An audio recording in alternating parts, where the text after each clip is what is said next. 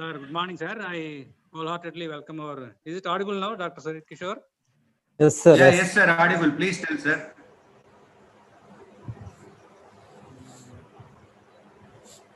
So I wholeheartedly welcome our Honorable Vice Chancellor, Dr. Padmanabh Reddy Garu, for this third webinar, international webinar.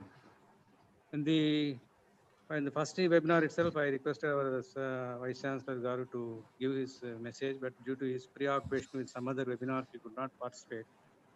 I am glad that he is with us today. And the last two seminars were successful, and my compliments to Dr. Kishore and his team for organizing the webinar in a very good way. And today we have got three important speakers, one from Singapore, one from Georgia University, and from England. And I hope their knowledge and experiences will enrich our students and faculty. And I hope this will be also a successful and fruitful one. And in this connection, I would like to inform our Honorable Vice Chancellor that, sir, we are organizing two more webinars on 23rd and 26th of this month. On 23rd, we are inviting the N.T.R. Garu, and on 26th, we are inviting Pattabhiram to for counseling or for advising the students on the capacity building and preparing them for the competitive exams. And I think I'll be with you, sir, on that day, and I request you to participate on those two days also for a few minutes and address our students. So with this, I once again welcome all our Vice Chancellor, all the speakers from the three speakers, and all the participants for this internet webinar. And I request Dr. Kishore to carry on with the further proceedings. Thank you, sir. Hello, Dr. Kishore. Hello? Hello? Sir, please tell, sir. Is it audible? Now you... hello? Yeah, audible, sir. Now you please... I request our Honorable Vice Chancellor to give his message on this occasion. Sir. Hello? Hello? Hello?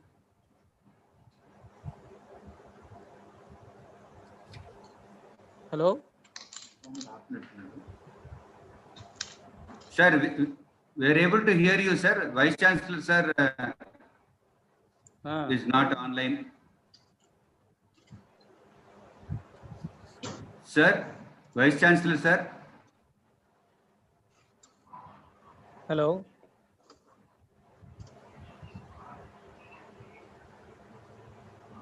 Hello? Hello, Kishore.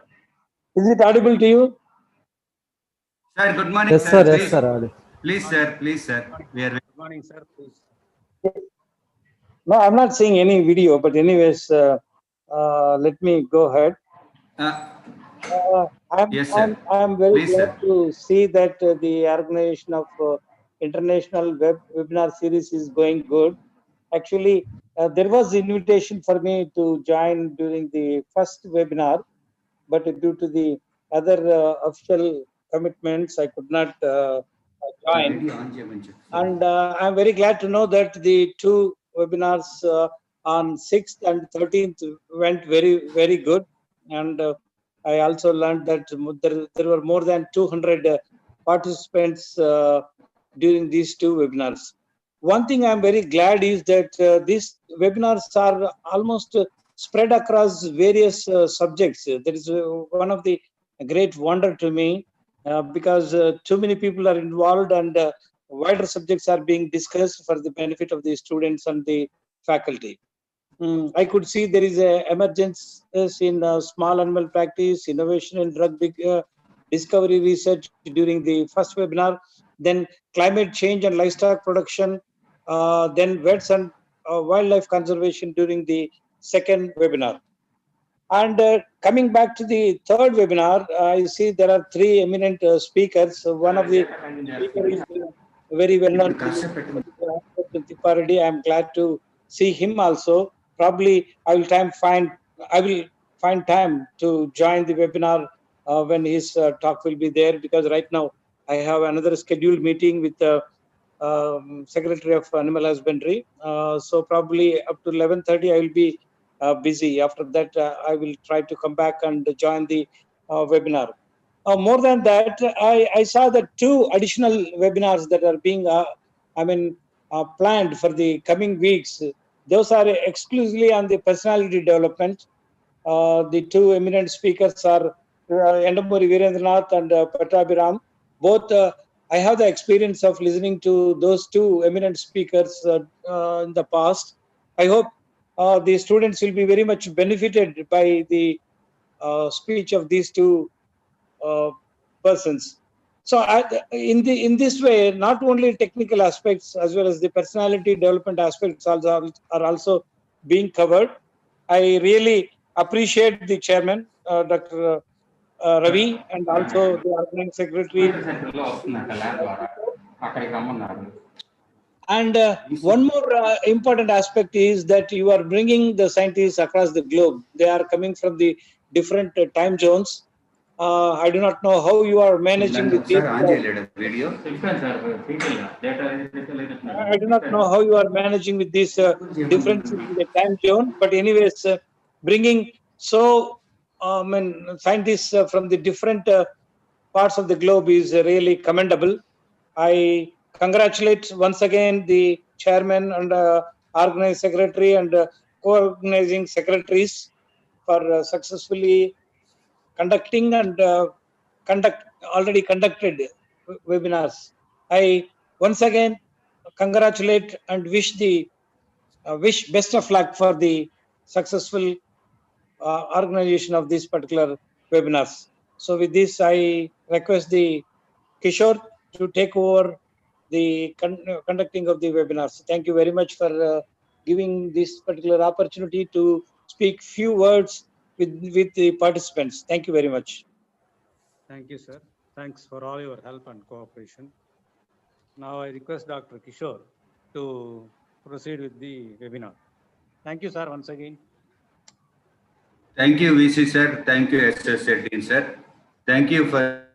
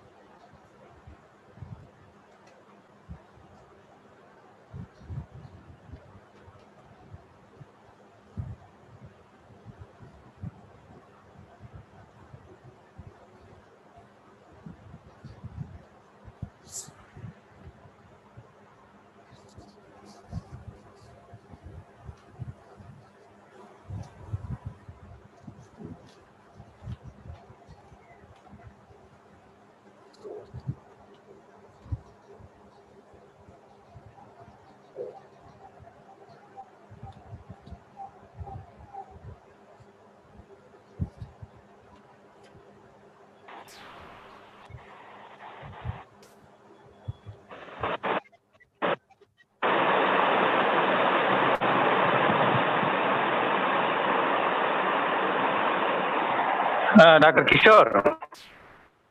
Hello.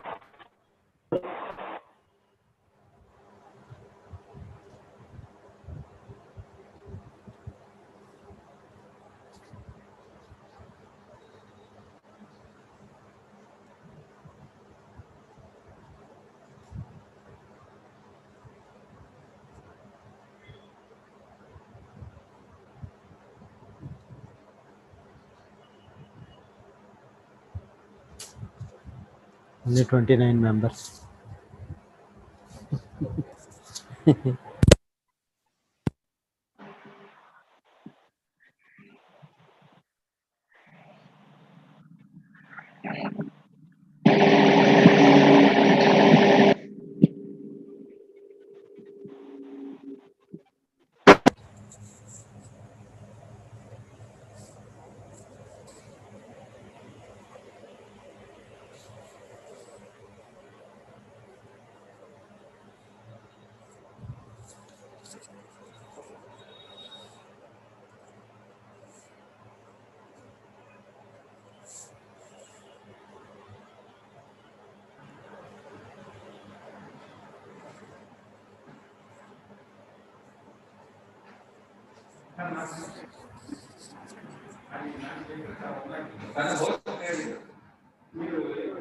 అసలు ఎలా కుదురుతుంది తను హోస్టే లేడు కదా మనం co host చేసేస్తే అయిపోయింది చెప్పండి ఇట్లా వీడియో రాదు ఆడియోతోనే చెప్పండి సార్ వీడియో ఎలా చేయాలి చెప్పండి hello hello Sir, you are audible, sir. You are very much audible.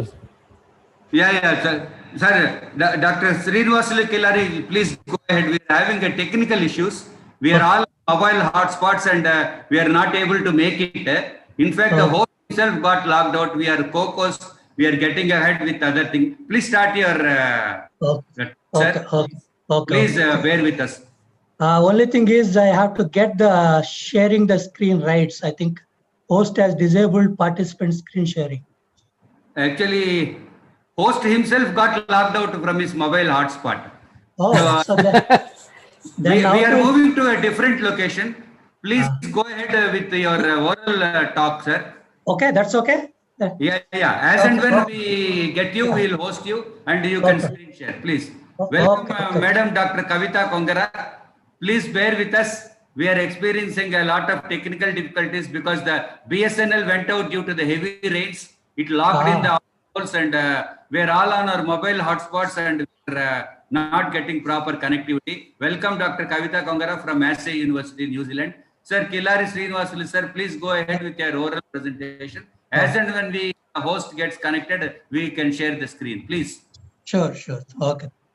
So thank you very much. And first of all, I'm very thankful to the organizers and the associated team and the Vice Chancellor for this opportunity for me to interact with being a student of the veterinary university or veterinary college of the state.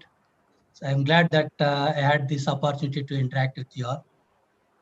When I was initially contacted, so maybe subject of my choice when I was told, then I thought maybe the regular subject, technical subject, probably most of the people must be speaking. And my specialization is mainly on the vaccines and vaccinology. And because of COVID-19 and this coronavirus SARS-2, I think most of us and much more knowledgeable today about vaccines or vaccine technologies or whatever the platforms available globally, either for human health or animal health, because more than 160 technologies has been already they're being in process to develop the corona vaccine. So that's how I thought that when I moved away from the technical subject, then more that one I thought of sharing my kind of the professional experiences in my journey, so that probably the students and maybe some of the early stage the professionals may be helpful of my experience. And so then I thought of sharing those things, and that is how I selected this subject.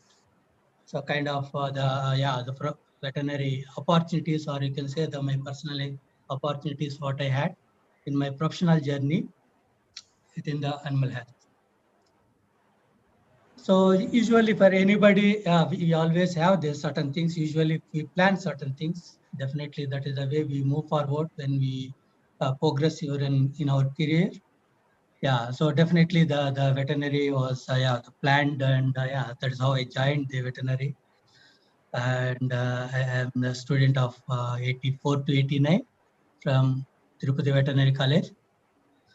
So then during when we usually that one of the thing in the professional colleges, one of the best advantages, though in the beginning we all afraid of ragging and also the from the seniors, but that is one of the best resource ever, at least I had or most of us had, interacting with seniors.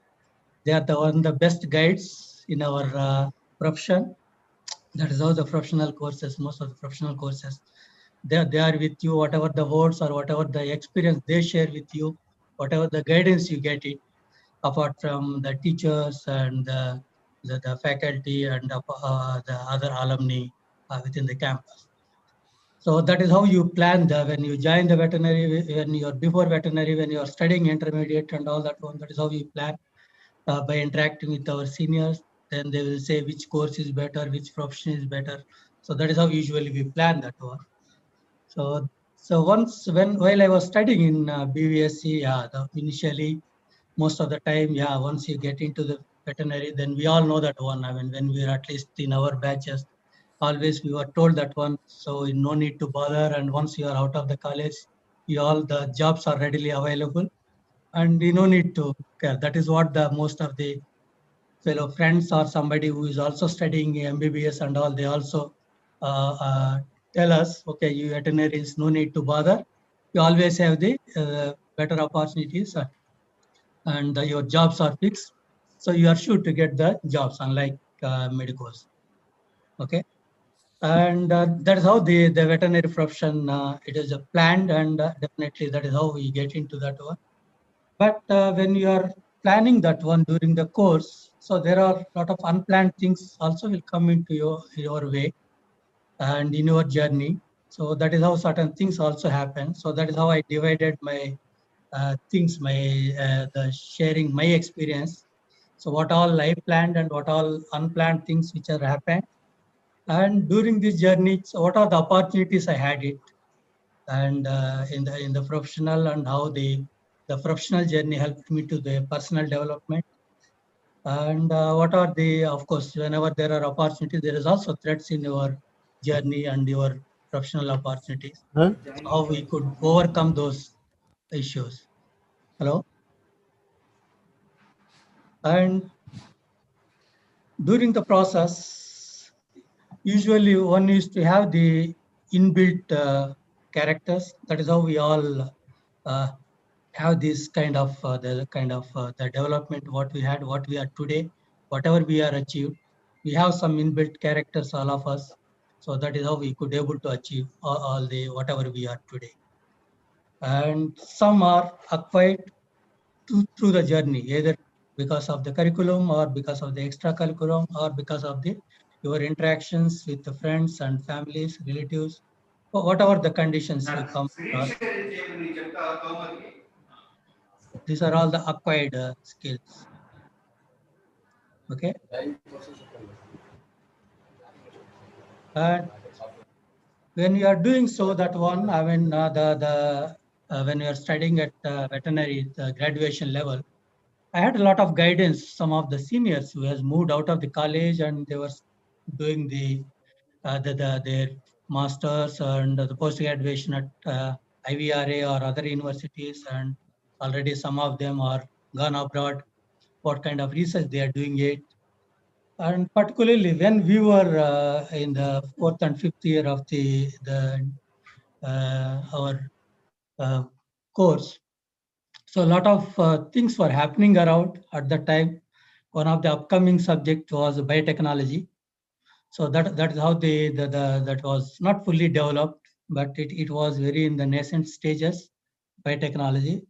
And some of our at least my senior colleagues, they also opted to they joined biotechnology, and then they're pursuing their career ahead. So that is how it is one of my choice to get into the biotechnology. That was the time. So then that is how I had an opportunity to interact with these seniors and got a bit of guidance. Then that was particularly the 4th and 5th year. That is the time usually we decide where to go, what to do next. though we know that one, we all definitely will get veterinary, as a veterinarian, will get the service in the state government. And we have assurance that one, but still, when you have ambition to do some more thing and you want to study, yeah, please. Sir, Yeah, tell me, please. Hello. sir, you can try share Share the the screen, sir, screen? now. Okay, okay. Yeah, Just yes, sir, yes, sir, yes, sir. yeah.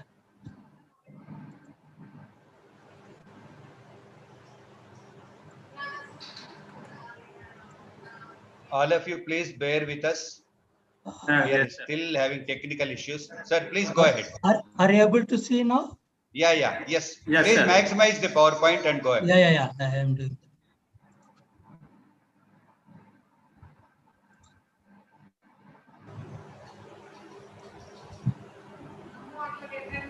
Is it okay now? Yes, sir. It is Is all it okay, or you are having two screens?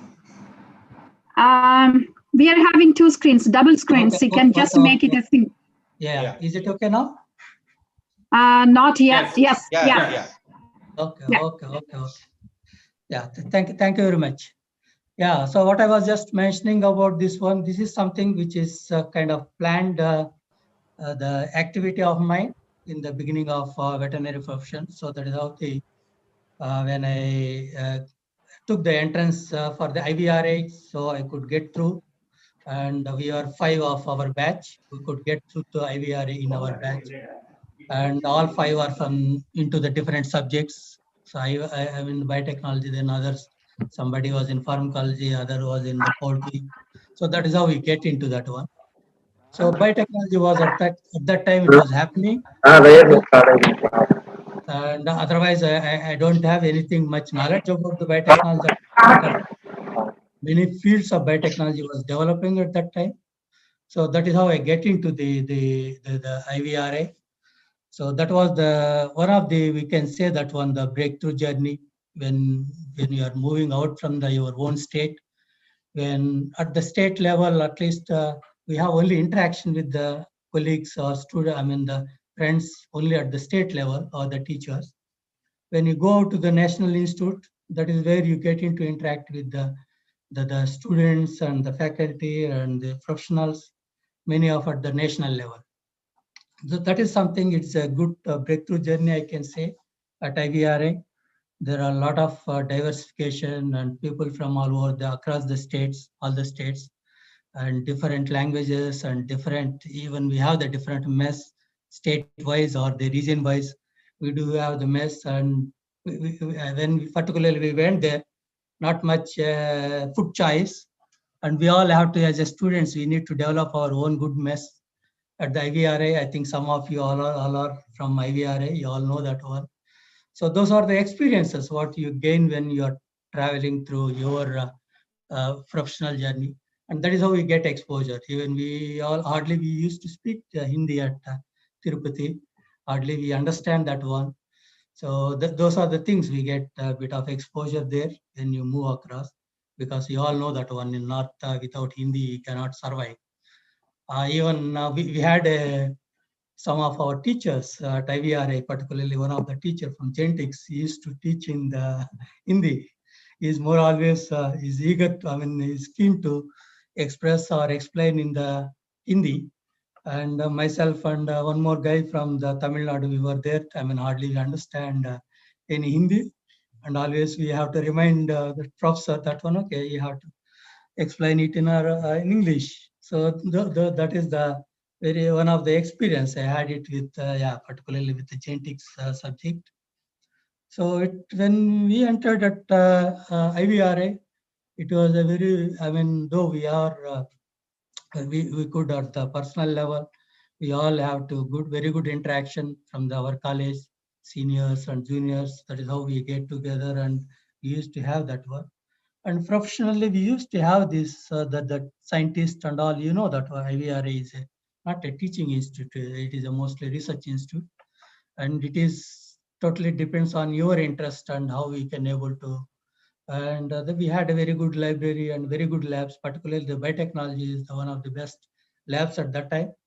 we had it, and most of the students who are working at biotechnology, they had a very good exposure, the real laboratory exposure. So that is how we get into the biotechnology.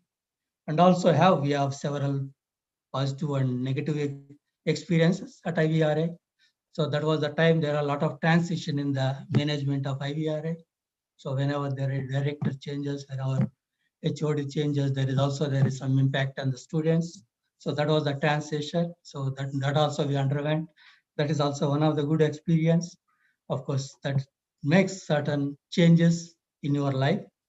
And yeah, so there was an opportunity for me to get into ARS and all that one.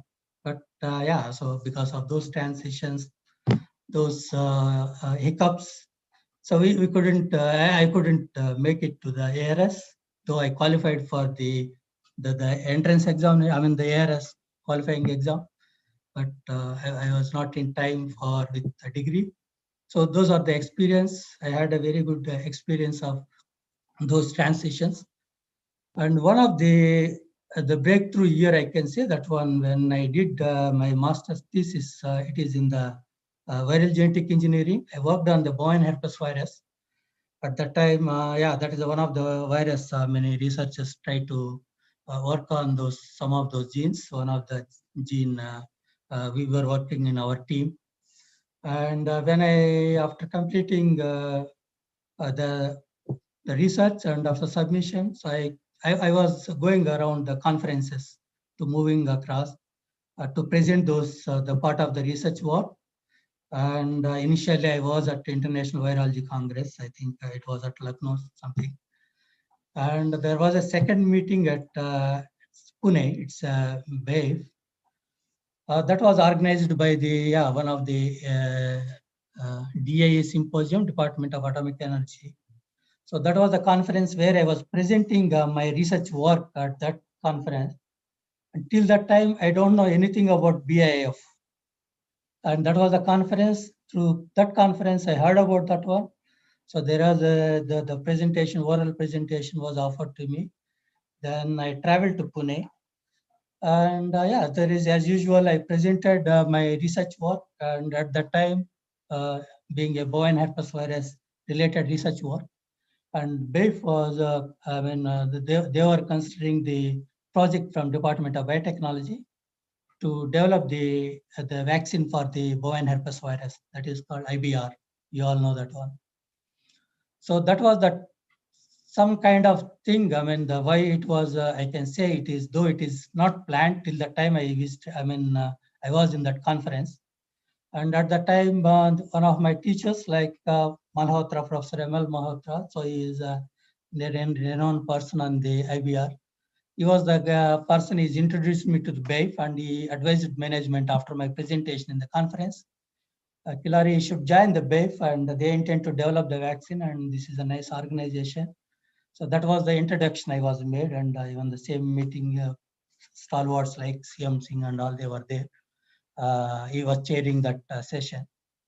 So then when I mentioned that one, till that time I haven't decided. Yes, that definitely I'm open for those things. That was something. I was thinking to go in private. That was something is clear to me. And at that time, some of our classmates, I know they advised me why you have to come to the state government, and if you have the other opportunities, you should explore. Somehow I could get into that something. I felt that one. So then, till that time, the first day conference when I presented, and then they all told me that one you should go to the BAFE. I haven't decided. Next day there was a meeting at BAFE at their campus. One of the session was an embryo transfer. That was also upcoming subject at that time. When that session happened at the BAFE campus, that is a Wagoli, one of the animal health campus. In that campus, there was a presentation on the BAFE actually. BAFE, we all know that one, Bharati Agro Industries Foundation.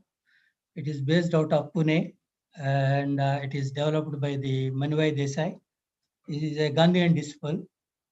And he was, yeah, so maybe I will brief him a little bit later about about him and how this BAIF has been started. Some of you being in BAIF or had been to BAIF, I think some of as sort of some of the veterinarians from the field. I do met some of the veterinarians from maybe at the BAIF, and some of as a professional part of your journey, probably you must have heard about it. When this session was happening on embryo transfer, so just before the session, there was a little bit briefing about BAIF. One of the film was shown about their rural development. One of the activity was BAIF, the tribal development.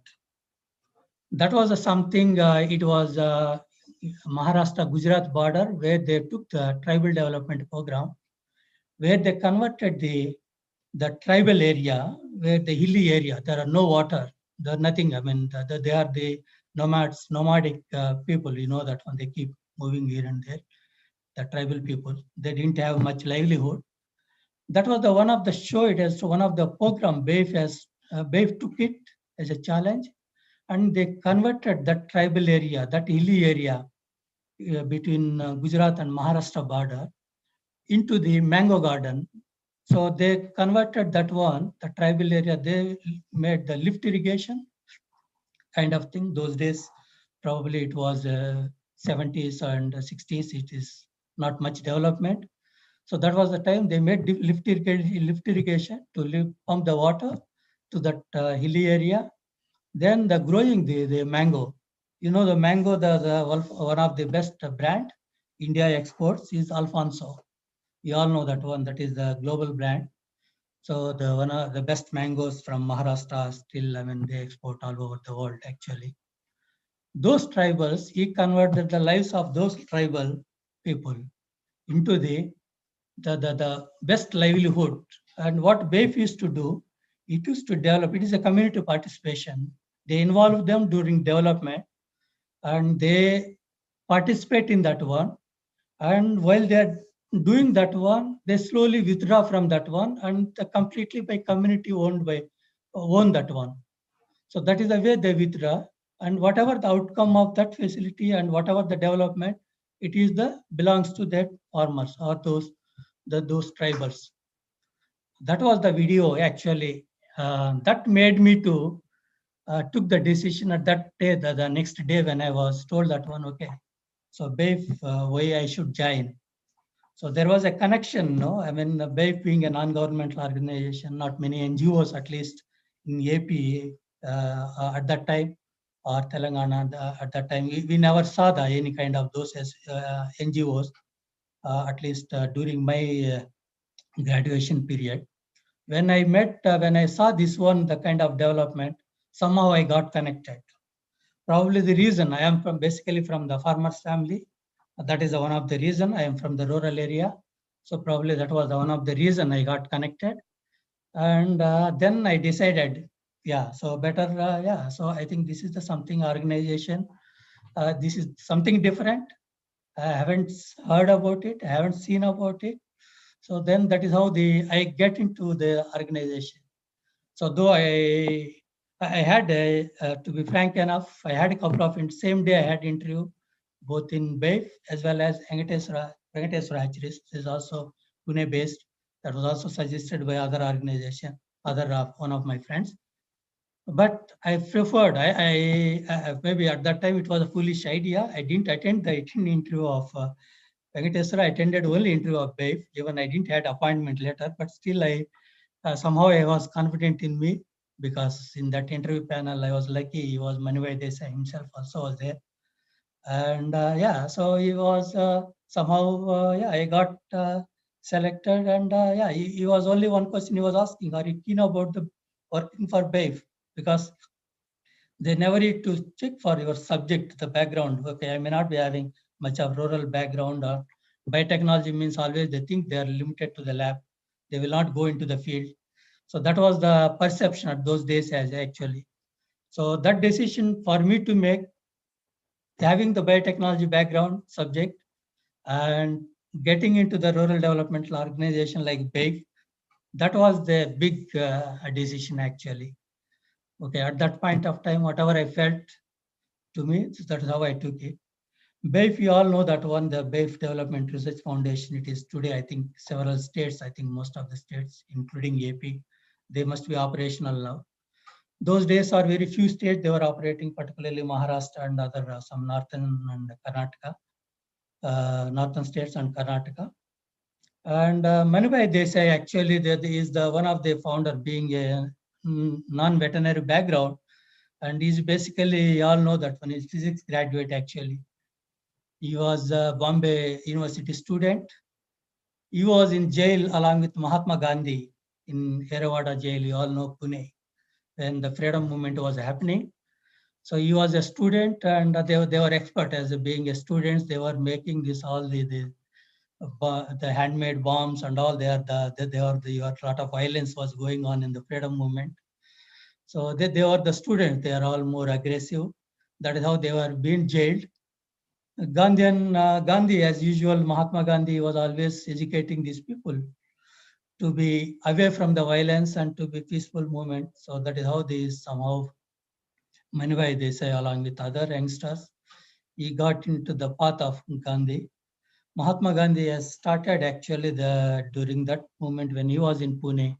He started the Nature Cure Ashram. You know that one is kind of hygiene and those the kind of literacy developments, hygiene practices.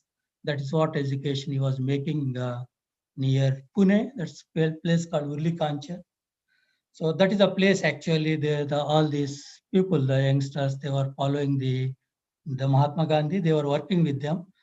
Manibhai Desai was one of them. So when freedom movement was announced, the 45, 47, so that was the time actually the Mahatma Gandhi has to go back to Delhi. Then that was the time actually when to take this Independence Day process. So when then he asked who is going to take care of this activity, that Nature Cure Ashram. There are a lot of health education part and hygiene and the practical way of living. They were educating the rural folks actually. So that was the time Manibhai Desai came forward and he took that one as a forward movement. From the basics, whatever he got it from the basic education from the Mahatma Gandhi, that message he got it. Why India is poor is because rural India is poor. That's why the India is poor. That is the first message he got it. And we need to develop the rural India, and that is how that is how the message he got it. That is how we get into the rural development to uplift the poor and have the. So that is how he is he keep on working on the sociology aspects, how to develop the people. So these people, and when you are working with the organizations like those kind of organizations, so your outlook and the way of looking at the problems are much more broad actually. And you all know that one, BAIF is the one of the first frozen salmon laboratory in the private setup. It was started. Then that is how crossbreeding program started. Then a lot of farmer support programs. And at that time, he felt that one milk is the one of the essential nutrient. And that is how he focused on that one. I mean, we all know that one, those native breeds were not giving not more than 2 to 3 liters of milk at that point of time. And that is how he focused on more on this crossbreeding development. With the help of the scientists at that time, many scientists were advising him. He was taking always the help of the scientific input, whatever the actions and whatever the activities, including Swaminathan and CM Singh or many people, they were always advising him for all his actions, whatever he was doing in the animal husbandry. And he himself used to focus on, he used to understand, and he used to select the people who really can commit, who can able to really dedicate themselves, and who are really not for money. I mean, you all know that one, BAE being a non-governmental organization, they will not pay much, but they will provide you the platform. I mean, that is how so one of the always message they used to give us. Yeah, so we teach the people how to do fishing. You don't provide the fish. So that is how all their programs are based on that model actually. So that is how the cross-breeding program and all it is. Later, I mean, of course, many governments and everybody always whatever it does, he does it together with the government. Always he took the government into the program as a giant program. That's what he strongly believed. He need to work with the governments and universities and the professionals. And during that part of the time, so that was the biggest program is got funded by the Danish government. So the DANIDA, that is called the program which is implementing the rural developmental programs. That is how we developed this frozen salmon laboratory with a lot of exotic breeds. Whatever you say that today's salmon production and all that one, it is out of that facility. During the process, that is how we felt how the disease aspect has come into the focus. Initially, our native breeds, we all know that one, they are not much exposed to the disease, but they are very much, the crossbreeds are more prone to the diseases. That is how those days, rinderpest and all that was one of the main diseases they were facing the problem. And later, the foot and mouth disease became much more problematic. That was the time it was realized doing the crossbreeding alone is not good enough. We have to venture into the animal health part. That is how BAIF has started the BAIF Research Institute for Animal Health. And that is how they used to get the grants from the government and international agencies. Then that is how they diversified from the crossbreeding program in addition to how to make the animal health into that one. So that is how the animal health programs has been started. And when they were developing the animal health, the unit at the BAIF, the animal health, that has developed together with IVRA Bangalore, both the units. If you see the BAIF, what has been developed at Pune as animal health project, that is in parallel with the IVRA at Bangalore. Both are for FMD disease vaccine development. That is initially for research and development, and this is a Danish government support. So that is how they started both these projects. And later they have diversified because having the project alone is not good enough.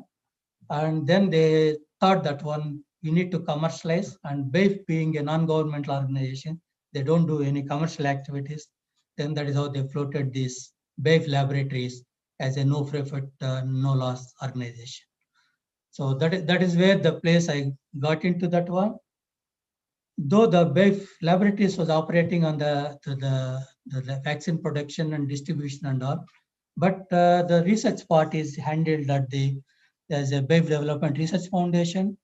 And this is the place where I got into that one. We had the research grants. When I was joining the BAIF, one project we had it, TBT, Department of Biotechnology, that is for IBR vaccine development. And later we got, we used to write, I used to write the lot of programs. We had a very good project leader, and I'm grateful to him. I am being, more reserved approach of my nature as bit of transformation because of that person is Dr. S.N. Singh actually. So you know that he was my mentor, and I used to write the research grants for all these agencies, and he used to defend in those meetings and get those funds. So for me, I had this opportunity as entry level as working as the researcher, and I used to have almost 6 grants has been submitted, and all the 6 got sanctioned. And out of those 6, 2 happens to be international grants. One is with through DBT Indosis collaboration in biotechnology with the University of Bern. And the second one is with the CSIRO at Australian Animal Health Laboratory, Geelong. And the one is on Switzerland was the mycoplasma. That was opportunity. I had an opportunity to work with the international, the OAE expert on mycoplasma. So he's a great personality, the Nicolas, the French guy. And the second one is the Australian Animal Health Laboratory on the sheep and goat pox. And during this transition, at entry level, when you get as a co-investigator and you had open field. I mean, we are working on not only the lab, actually, we are working on the 360-degree angle of the project, actually, including the submitting the research projects and getting the procurements and all, many things you used to take. One of the approach used to be in the BAFE is that one, you have to take care of everything. It's not ready-made meal, you get it. You have to prepare yourself and get into that one. So that kind of the orientation make you that one, you are more vulnerable or you are more versatile in your development area. So that is how I started as a research scientist in BAFE. And during the journey, I had that one, I mean, in the 95, I had an opportunity to go to Switzerland and working at the University of Bern on mycoplasma with those researchers. That was the good opportunity working on international laboratories. And in 98, I had an opportunity to go to the Australia. And Australia, that is a peculiar thing. I mean, the scientists, when they came to Pune, my lab, so I had only one laminar when they came to that one. And one laminar, we are working on at least 6 pathogens.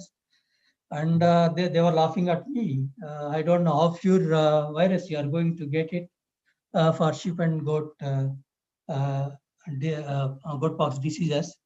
At that time, we had collaborated with the AP Andhra Pradesh government disease investigation VBRA lab. And at that time, some outbreak was going on there. And I was lucky that one they supported me providing those clinical samples. So anyway, those challenge, I took it as a challenge, and whether I get the pure pathogen or not. And later I have to go with the isolated DNA and PCR product to the Australia. Then I have to do the sequencing. That was a part of the project. Then when I isolated the DNA and PCR products in Pune and went back and asked them to confirm and check the purity and do the sequencing. To their surprise, I mean, I reminded them the challenge they thrown to me when I was there. And because we all know that when we do work on those hostile circumstances at our universities and at our research laboratories, we didn't have the luxury of having the dedicated labs for each pathogen and all. So those are the circumstances. I think you all must be doing that work. Why I'm sharing all these things, probably this may be helpful for some of the students who are the beginners or some of the professionals. It may be helpful to you all. And while doing that one, that 98 journey, it was planned and it was as such, I mean, I know that one, except for those opportunities to work in those projects and those external agencies. Then there was a change in my professional career. That is a totally from, I never intend to go to the corporate sector. That was not my plan. Since that's the reason I didn't attend the earlier interviews and all that one. So by the time I was in Australia in 98 and by the time I come back, so I got the letter transition. Okay, I moved from the BAFE laboratories to the Hextrozelvet, and Hextrozelvet is one of the multinational at that time. It's Germany. And BAFE was intended to that one because BAFE laboratories it is kind of FMD manufacturing place, though we are also doing research, but there is a lot of commercial activities which cannot be done in the BAFE. That is how BAFE decided they need to separate it and having the global partnership, the typical commercial setup. So that is how the Hextrozelvet came into the picture. Then that transition made us, I mean, we have the mindset of the working in the NGO, non-governmental. It's more of research oriented and the field oriented and the farmer oriented to the kind of the program where the Hextrozelvet, though they took it, but they also committed for whatever the commitments made those research programs working with Australia and other governments. So they are still honored it and they allowed us to work with those projects, though the Hextrozelvet took it over. So that was the unexpected journey. And though I thought that one initially, okay, it's more of the commercial environment, how I am going to survive, how I am going to work. But so it is while working, it makes you those learnings and comfort zones comes. Then once you are in that journey and there is later, you know, the multinationals always there is a takeover measures and these things always happens.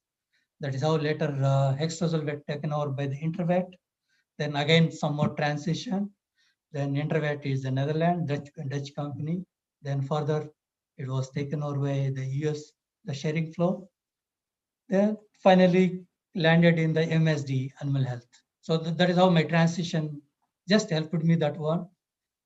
During this transition, it is not that one I'm being as I was working in BAIF, if I continued my whatever the nature, whatever the experience, whatever the skills, or whatever my leadership style, what I had it, those are in the BAIF organization. So it could have been not good enough to survive in these transitions. So during this transition, so we also got this kind of the developmental tools to transit yourself, the opportunities while transiting yourself. So it is not on the professional, I mean, what you can say, curriculum development, more on the professional or personal development. So that is how I could get the transition. Another, while working there and almost 2016 and 17, so I was always thinking, okay, then what is next? Then I got this opportunity of working here in that one. While working in India, I had a mainly opportunity to work on all the livestock species, cattle, buffalo, sheep, goat, the pig, even dog, and poultry, of course. So I worked almost all the species, actually. We used to have the big animal house, and across the animal house, all the projects, kind of projects we had it. And when that was the only one gap I had it at that time was aquaculture. I never had an opportunity to work on that one. So then this was the time I got this opportunity to work on aquaculture. And that is how the other transition happened that one. During my working, okay, the research project kind of projects, I could handle that one, okay, conventional vaccines to the latest RNA and the reverse genetics vaccines also I could handle. That was a good satisfaction level I have it. And during these opportunities, when you as a basic researcher, how we could able to work opportunity to get into the matrix organization. We all know that one, typically the Indian setup and all that one, we mainly work on the monolithic organizations. Matrix organizations is multiple functions. You have to be multiple teams and you have to work with them, synchronize your activities with multiple functions. That was a great opportunity to integrate and working in the diversified work environment.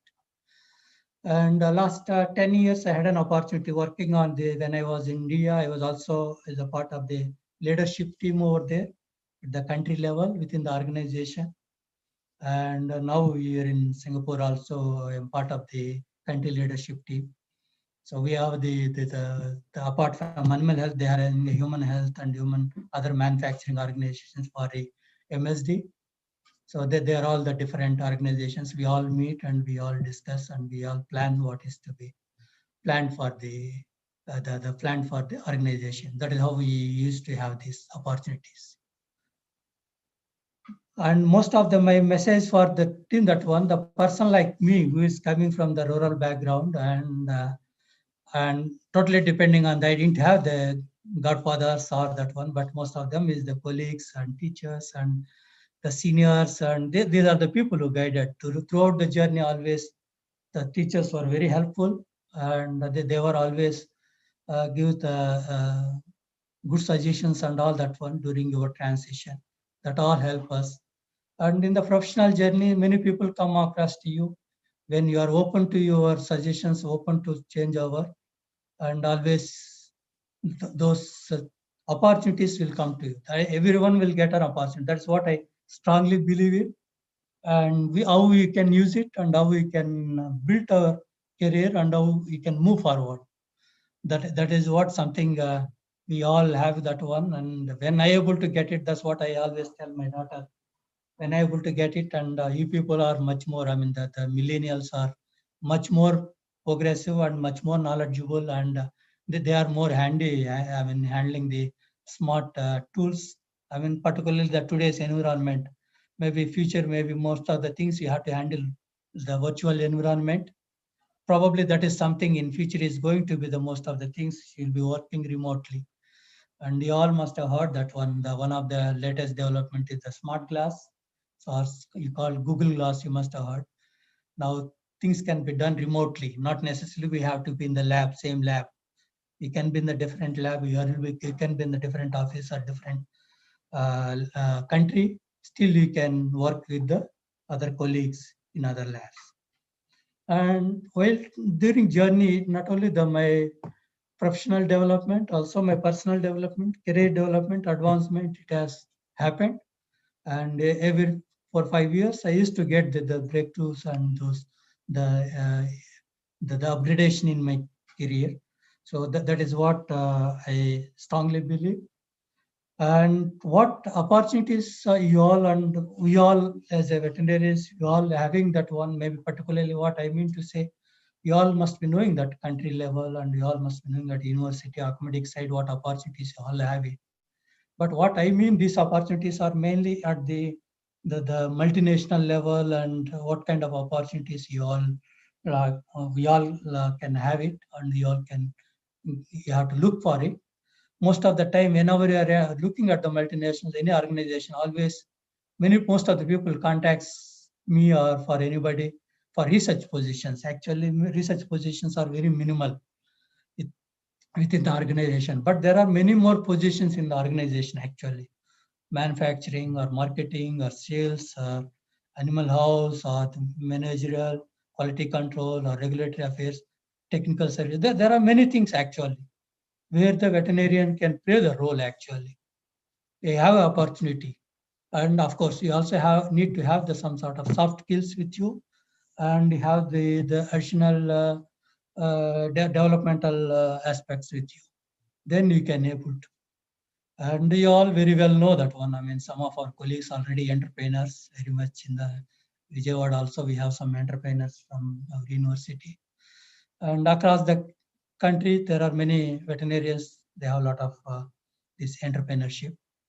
Of late, when I was traveling last 3 years in this part of Southeast Asia, Indonesia and Malaysia, Thailand, and these countries, and I was traveling, I come across that one, the veterinarian is also having opportunity as a fish veterinarian, because there is a huge importance to the fish veterinarian. I mean, even for a veterinarian, as a normal veterinarian also in this part of the world, whenever you have to submit clinical sample has to come from the field, always from the registered veterinarian.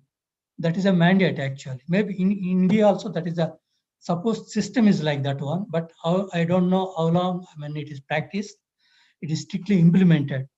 We get the samples here from the fish from across the regions, from Asia, Africa, and the Latin America.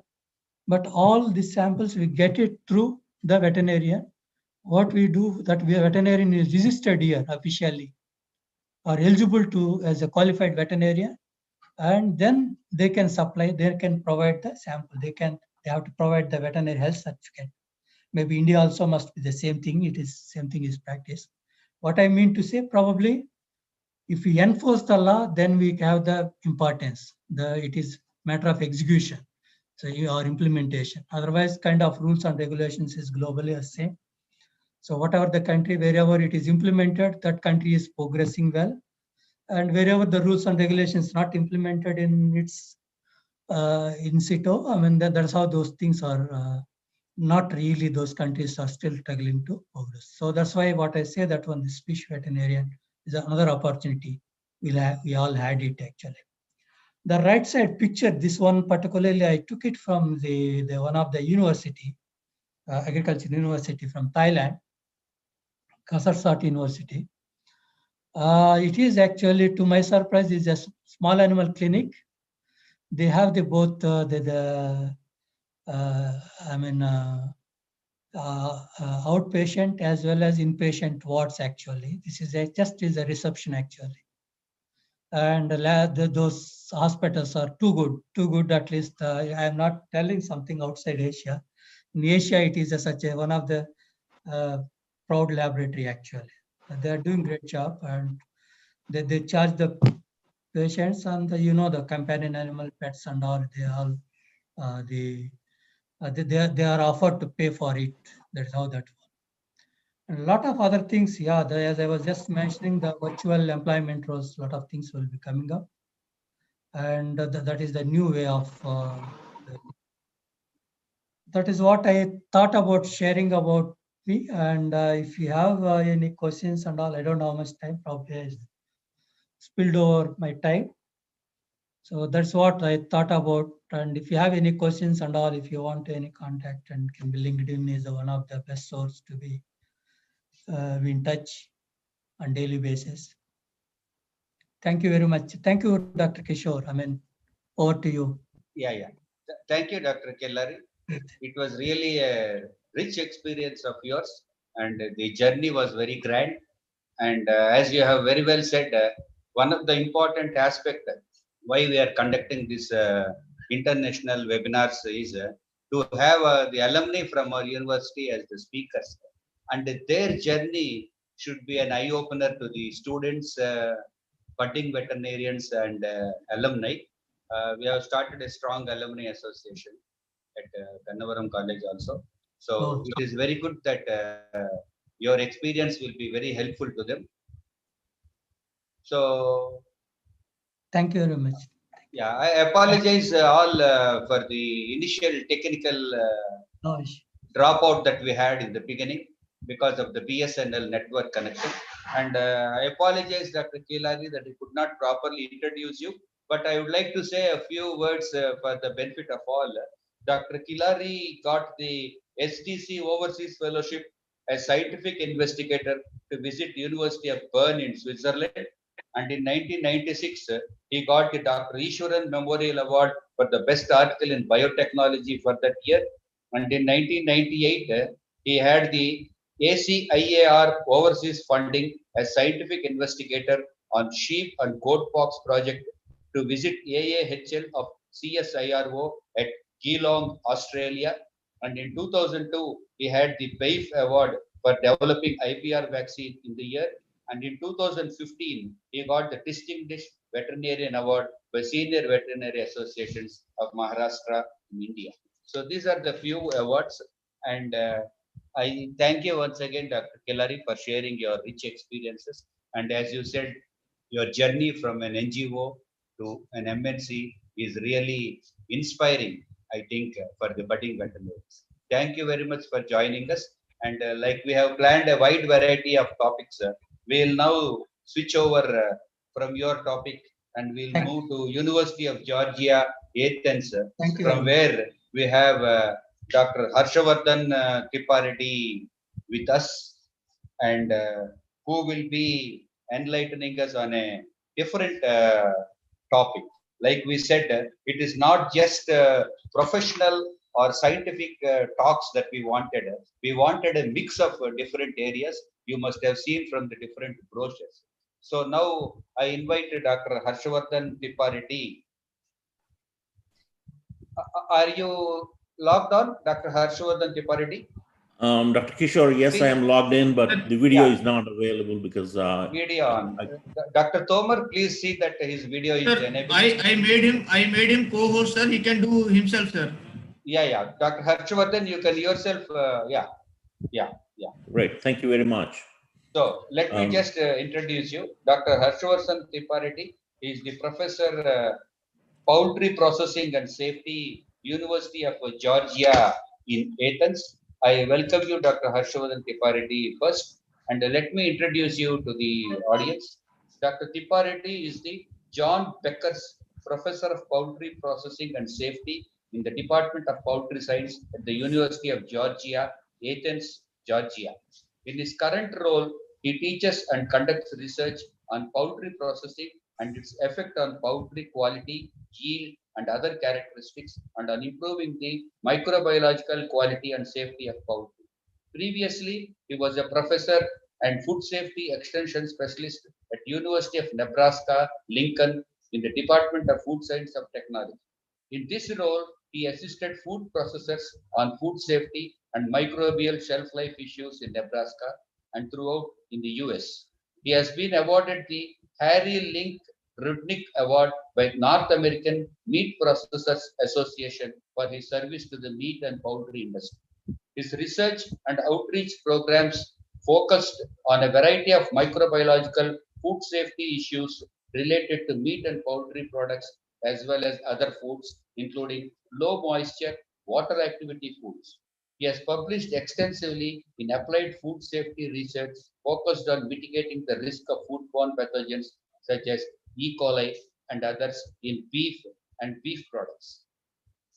And he had very rich experiences in the products preparation and in the ready to eat meat and poultry products. He is an active member of Poultry Science Association, Institute of Food Technologies, American Meat Science Association, American Society for Microbiology, and International Association of Foods Protection. He is a member of several scientific organizations. I welcome you, Dr. Harshavardhan Tripari. Now over to you. Please go ahead with your talk. Thank you very much, Dr. Kishore. It's a great opportunity and a pleasure to be with you and share the my experiences and a little bit about what I do. Today, I'll be talking about improving the microbiological safety of poultry meat. I know it's a little different from the previous talk that you had, but that's what I do, and I thought that I would share my experiences here. I'm at the University of Georgia. It's about 70 miles from Atlanta, Georgia, in the southeast United States, about 70 miles from Atlanta. And University of Georgia is the premier land grant university in Georgia, and among the several of the land grant universities. Georgia is among the states that produce majority of the poultry in the U.S. Poultry is number one consumed meat in the U.S. When we compare it with other products such as beef, pork, and lamb and mutton.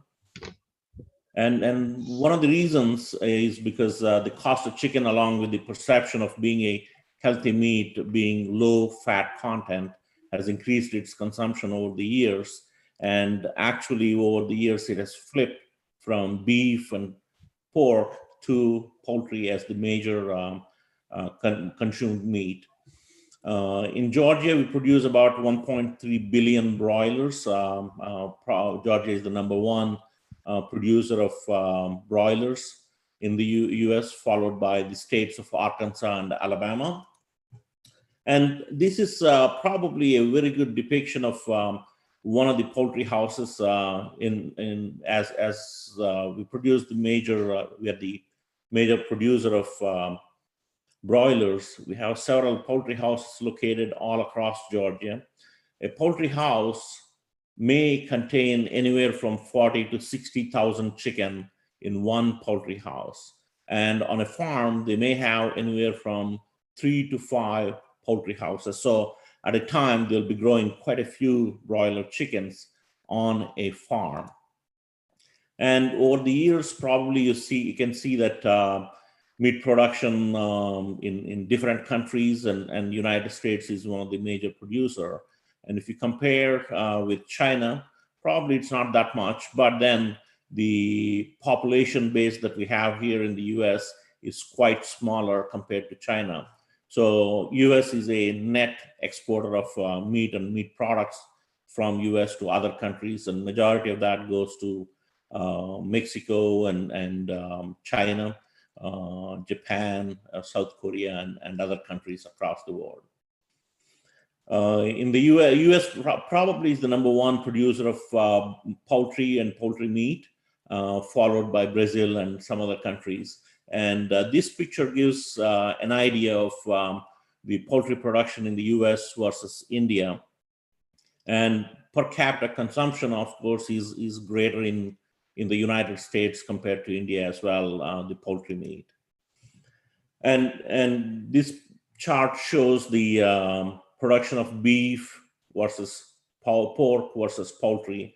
And as I mentioned earlier, poultry is probably the highest produced meat and consumed meat in the US. One of the reasons that I explained earlier, being perceived as a healthy meat, as well as the low cost of poultry are the main reasons for the greater consumption of poultry. And also the reason for the low cost of it is the feed efficiency ratio. As you can see, among the land animals or birds, poultry probably is the most efficient compared to swine, lamb, mutton, or beef. So the cost of production is quite lower compared to other land animals. Just a brief statistics. US producers, this was old data, but still valid. Produced about 17,000 million tons times 1,000 million tons of poultry meat. And if you were to take Georgia, just the state of Georgia in the US, you can see that it would be the number 7 among all the other countries in the production of poultry meat. So there is significant poultry production in Georgia, the state of Georgia. And when we talk about poultry processing and poultry, we also need to talk about the other side of it, being the foodborne illness. And among the 2 major foodborne illnesses associated with poultry and poultry meat, we have one salmonella as well as Campylobacter. Salmonella causes about 1.4 million non-typhoidal infections, and about 15,000 hospitalizations and 400 deaths annually. And foods of animal origin are the major contributors for the foodborne illness related to salmonella in the US. And more recently, we are seeing more of other food products, including fruits and vegetables that have been contaminated with animal manure during the growing period or whatever. And as the consumption of raw fruits and vegetables in the US is significant, the risk of foodborne illness is also significant in the US from the way fruits and vegetables in the form of salads and non-cooked products, even though they go through extensive processing to minimize the risk of foodborne illness and removal of foodborne pathogens and destruction of those on the products, including the leafy greens and other similar products, you still have the risk. And from time to time, we do get large outbreaks of salmonella or E. coli 157 or other foodborne pathogens. And also contact with animals is getting to be a major issue in the US, especially the pet animals, whether it's the dogs or the cats or reptiles or whatever it may be, because salmonella doesn't do anything for these animals or pets, but for humans, it does cause foodborne illness or through contact with these animals. So if you were to rank these foodborne pathogens along with the pathogens, along with the foods that cause the illnesses, salmonella is still the number 1 in terms of the foodborne illnesses in the US, followed by Toxoplasma gondii and Campylobacter. And if you were to look at the products that are the cause of foodborne illness, poultry is number 1 because it produces, because the consumption of poultry meat is significant in the US. And also inherently poultry production results in contamination of the product, meat product with salmonella. And if the product is not cooked well or through cross-contamination, the risk of salmonellosis is pretty significant. And if you were to look at the combinations of food and pathogens, Campylobacter from poultry is the number 1. And if you look at a salmonella in poultry and salmonella and eggs together, poultry is still the major food product that causes salmonellosis. In the US, the regulatory agencies pay significant efforts and in inspecting the meat and poultry products.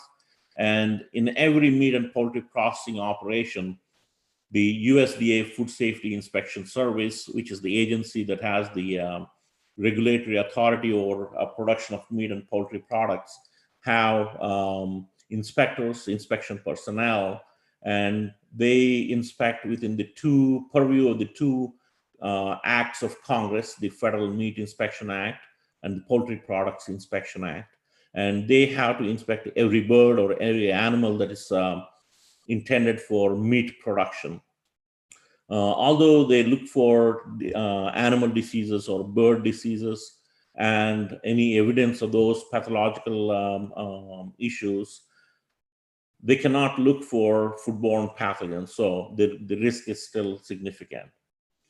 In 1999, the USDA, the Department of Agriculture, U.S. Department of Agriculture, the Food Safety Inspection Service, the agency within USDA, published the Pathogen Reduction Hazard Analysis Critical Control Point Systems final rule, which is a new regulation transferring the responsibility for food safety to the meat and poultry industry. So it's up to the industry now to develop plans, hazard plans, to make sure that the food that they produce is safe for consumption, whether it's the chemical hazards or the physical hazards or the biological hazards, which includes the microorganisms that we're talking about, Salmonella, Campylobacter, E. coli 15787, and similar other foodborne pathogens, as well as parasites and viruses as well. So the responsibility for producing a safe meat with fewer pathogens or with lower prevalence of foodborne pathogens is up to the industry, whereas the USDA now has the regulatory authority to verify that the foods are especially the meat and poultry, are being produced safely. So within that purview, they have performance standards. They require that the processors produce the products under hygienic conditions, and the products, whether they are the carcasses or the birds, broilers, are produced under sanitary hygienic conditions. And the FSIS requires that the processors sample these carcasses and look for generic E. coli as an indicator of good hygienic practices and implementation of good manufacturing practices. In addition, the FSIS, the regulatory agency, will look for Salmonella, and they have performance standards where the processors have to meet these requirements. So the requirements are that the processor will do testing for generic E. coli, an indicator organism, whereas the regulatory agency will test for Salmonella, which is a foodborne pathogen, for the way the products are produced in processing operation. So what does it mean to the industry? If they exceed those performance standards, then if they cannot meet those performance standards 3 times, the USDA will withdraw inspection. That means they will not inspect those meat and poultry products. The consequences are severe for the industry, because if these products are not produced, then they cannot be shipped across the United States or across the state lines. That means you cannot sell the meat and poultry products. So the consequences of not meeting those performance standards are significant. So over time, the FSIS will revise those performance standards, improve those performance standards, and reduce the prevalence of those foodborne pathogens from the meat and poultry supply. So here, in addition to that, they will add new products into the mix, whether they're comminuted chicken, which is ground chicken, ground turkey or chicken parts, as well as broiler carcasses and different products that are produced across the board. And also they established 3 categories, and depending on whether they're meeting the performance standards or they're not able to meet the performance standards. So the consequences, in addition to the 3 strikes that we talked about, these results are also posted on the web. So the processors don't want to be listed on the website of FSIS for their pathogen or the performance standard results, because every customer that they have can look at those and then they can switch from one supplier to another supplier. And if you are supplying McDonald's or Burger King or Chick-fil-A or Kentucky Fried Chicken, for example, and Kentucky Fried Chicken looks at the performance standards and how you are performing over the years and says, well, your salmonella performance standards you're not able to meet, so I'm going to switch to another supplier. That's a significant loss. So the processors have the incentive to produce safe meat because the results are published on the internet and anybody can look at those results and make a decision whether they want to buy or purchase products from them. So how is poultry production in the U.S.? It's majority of it is vertically integrated. We'll talk about that in a minute. But as you can see here, the broiler production happens at different stages. The meat chickens that we use, that we grow on the farm, are the fourth generation. And next to that are the third generation parent breeders, which are grown on farms. And then the second generation, which are the grandparents and the great grandparents. The first and second generation are owned by the genetics companies, whether they're Cobb or Aviagen. Those are the two major genetics companies in the US for poultry. And they're reared and housed in clean houses. And the risk of salmonella from those birds is minimal.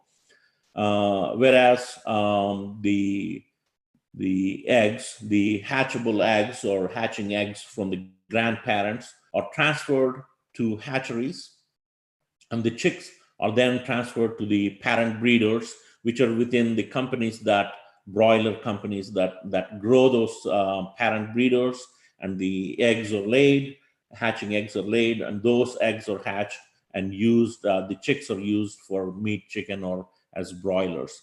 I'm pretty sure the way these broiler chickens are raised in India is very similar as well.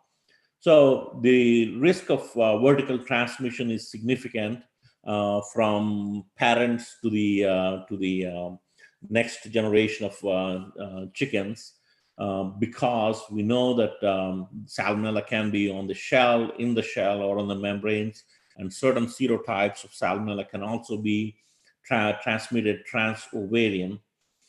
So there is a potential for vertical transfer. And also the risk of horizontal transmission is significant. When these chicks are laid, the fourth generation of chicks are transferred to the poultry houses on the farms, different farms. They are in contact with potentially the rodents. Hopefully the farmer has rodent control program, and also the environment within the house, as well as the other transmission agents such as little beetles and flies, and which may be around in the poultry environment, can transmit salmonella. So the horizontal transmission can occur too. So if one bird has salmonella, the rest of the birds within that house, whether they're 40,000 or 20,000, can also get salmonella colonization and shedding of that salmonella in the feces, in the manure. So earlier I talked about the industry being vertically integrated. So what I mean by that is the companies, whether they're Tyson or Wayne Farms or Purdue Farms, whoever they are, they own the feed mills. They purchase the corn, soybean, and other food ingredients from the farmers, feed ingredients from the farmers. They formulate the feed, and they provide the feed to the breeder farms, the third generation of chickens that they grow for hatching eggs. and then they own the breeder chickens as well. But it's contracted out to farmers to grow them under under supervision of the integrator. And then the hatching eggs are sent to the hatchery. So the eggs are owned by the integrator, and then they are hatched. The hatching company is also owned by the integrator, and the broiler chicks go to the grow out house. These are houses on the farms owned by the farmers, but they are under contract with the integrator.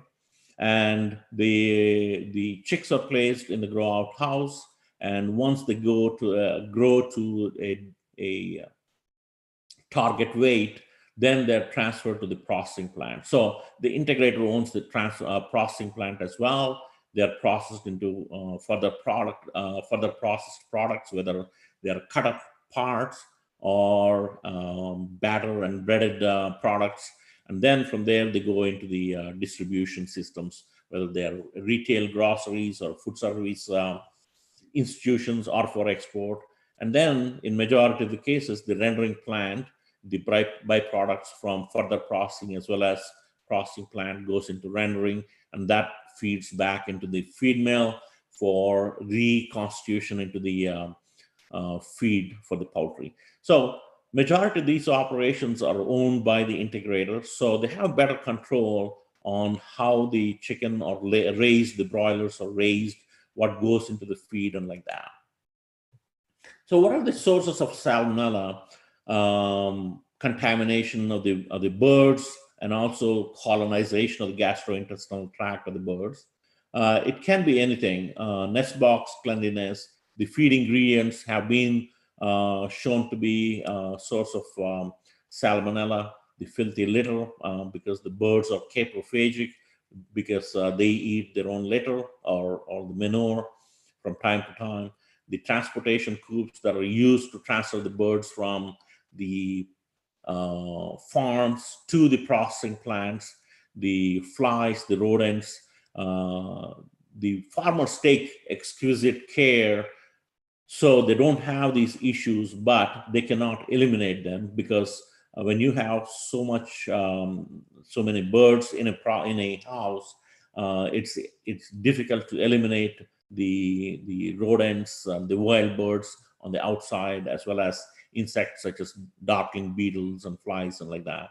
So you don't see these in the houses, but from time to time they may be present, especially the darting beetles. And it's been shown that they can be sources of salmonella colonization for the birds. We talked briefly about vertical transmission and horizontal. I'm not going to spend too much time on these. So from the breeder flock to the broiler flock, you can get vertical transmission as well as horizontal transmission. So imagine you have one bird that has salmonella colonized in its gastrointestinal tract.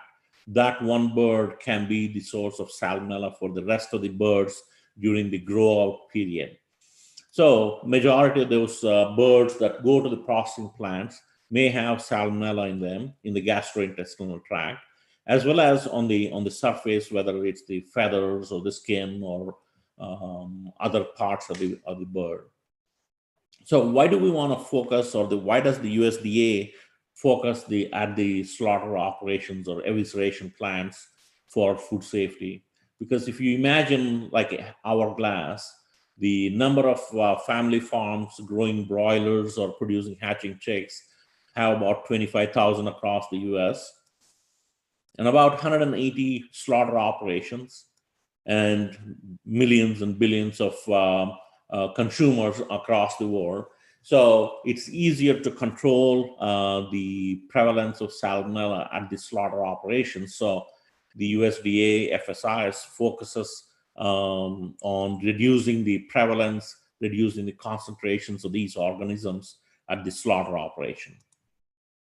Here is a slide with different unit operations that are used to produce poultry meat. So the birds come to the plant, transported on a trailer to the plant, receiving and once they're received, they are shackled, and from there on, the birds are on a shackle all across the line up to the chiller, post-chill depth, and then they go on to a second shackle for rehang, and then parts cut up, antimicrobial interventions, and packaging and distribution. So pretty much everything is mechanized. You may have employees from place to place for inspection, for removal of parts, some of the parts, or cleanup of the parts and like that. But majority of the operation is done online. And the majority of these processing plants operate with 140 birds of processing capacity per minute. And some of these operations process about 3 lakh chicken for each day. So 365 days of the year, other than the weekends, they produce about 3 lakh chickens, or process about 3 lakh chickens every day.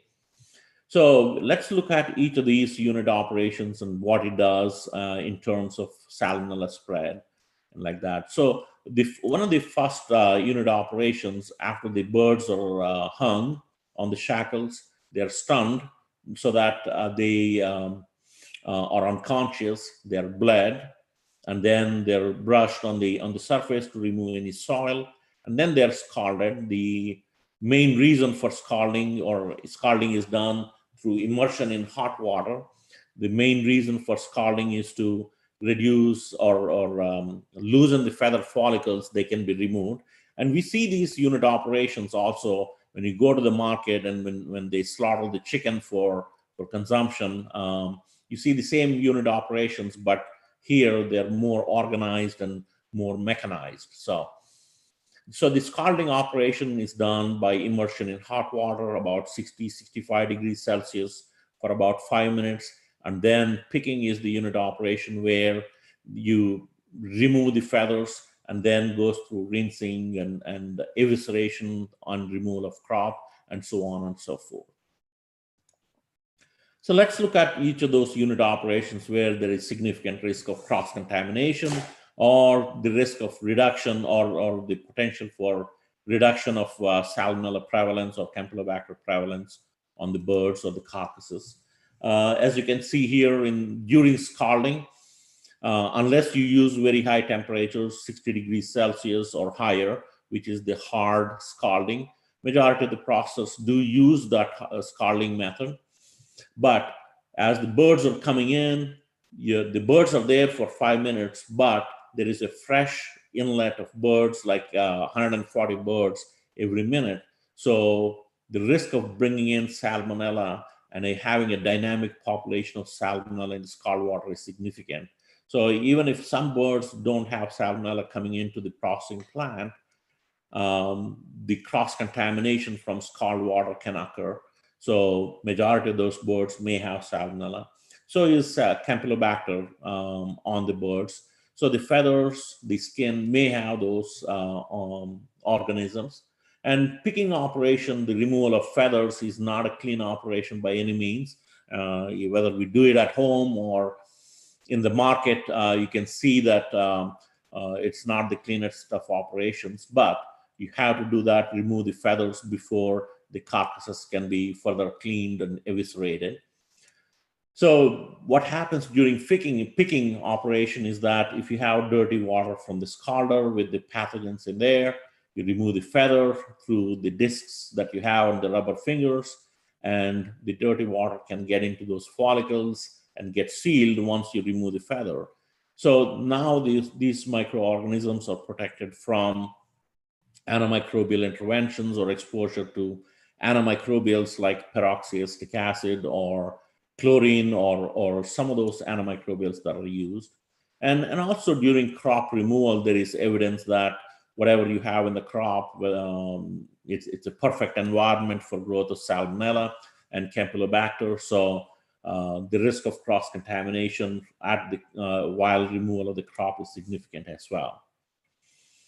And then the birds go through inside-outside bird washer to remove any significant surface organisms and also any dirt that may be present from the feathers and so on and so forth. And then they go through online reprocessing where an antimicrobial intervention is applied, where they incorporate the antimicrobials into the water. And as the birds are coming through, they get sprayed both on the inside of the carcass as well as the outside of the carcass. So if you have any foodborne pathogens or spoilage microorganisms, you can reduce the populations of those. And then the birds go into the chiller, although I'm not covering each of the unit operations like evisceration and all those. These are the main unit operations where you can reduce the populations of Salmonella and Campylobacter. So in the chiller, the birds go in at the body temperature, and when they come out of the chiller, they need to be chilled down to 4 degrees Celsius, because if you leave the bird at the body temperature, the risk of pathogen growth is significant. So think about it. You go to the market, you slaughter the chicken, or somebody slaughters the chicken for you, and you take it home. And let's say it takes an hour or two, and the bird or the meat is still at pretty high temperature, and the risk of pathogen growth is significant. In India, it's not a big deal because when we cook the chicken, we can kill all of the Salmonella and Campylobacter. But here, as the meat is further processed, the risk of cross-contamination is still there. And if it is properly cooked, of course, the Salmonella and Campylobacter can be eliminated. So the birds are in the chiller for about 45 minutes to 1 hour, depending on the speed of the operation. These chillers are huge tanks with about several gallons of water, chilled water, and can hold anywhere from 20 to 30,000 birds. So these are huge chillers. And the water is recirculated because they're trying to remove the heat from the carcasses outside into chilled water, using chilled water. So proper use of chiller or proper operation of the chiller is essential to reduce Salmonella populations. And if you maintain the chiller properly with the right antimicrobial, right concentration, right temperature, you can reduce anywhere from 50 to 70% of Salmonella prevalence. So this is a significant unit operation where you can reduce the risk of foodborne pathogens. Chiller, as the birds are moving through the operation. Let's look at some data on Salmonella and Campylobacter. As you can see, at the rehang, subsequent to evisceration and everything, the prevalence in 20 different plants of Salmonella is about 71%. It can vary even up to 98%. So when we talk about the prevalence, we're talking about in the sample that's collected, 1 cell of Salmonella. So subsequent to post-shell, the prevalence goes down significantly, even up to 2.5%. So from 97.5 to 2.5%. So the reductions can be significant depending on the type of chiller you have, the type of antimicrobial you have, the concentration of the antimicrobial, and so on and so forth. So the chiller is a major unit operation where you can reduce the risk of Salmonella and Campylobacter. So, and different processors use different antimicrobials, the chemicals in the chillers. Sanova is acidified sodium chloride. Fresh FX is chlorine related. Tom Co2 is also chlorine with injected carbon dioxide. Inspection is peroxyactic acid, trisodium phosphate. So processors use a lot of different types of antimicrobials in their chillers and other unit operations as well. So the prevalence can go from 71 to 20%. So that means the risk is still there, but if you properly cook it or properly handle the chicken or the meat, the risk of foodborne pathogens is significantly reduced. With Salmonella, we looked at the prevalence, whereas when we come to Campylobacter, we look more at the concentrations, because the concentrations of Campylobacter are significantly higher than Salmonella in poultry processing in the gastrointestinal tract. So the contamination of which Campylobacter can result in higher populations than Salmonella. So it can be at 2.6 logs, and subsequent to processing after the chiller, it can go down to 0.43. In some cases, it can go from 4.5 logs to 0.5 logs. So it's almost like 99.99% reduction in Campylobacter population. So the chiller is a significant unit operation where we can reduce the risk of foodborne pathogens. Similar to what we talked about Salmonella, Campylobacter numbers can also be reduced significantly. When you talk about 2 log or 3 log reductions, you're talking about 99.9% reduction, which is pretty significant. So the processors produce under good hygienic practices, good agricultural practices, and good manufacturing practices. And in addition, they have HACCP programs where they have to reduce the risk of foodborne pathogens significantly.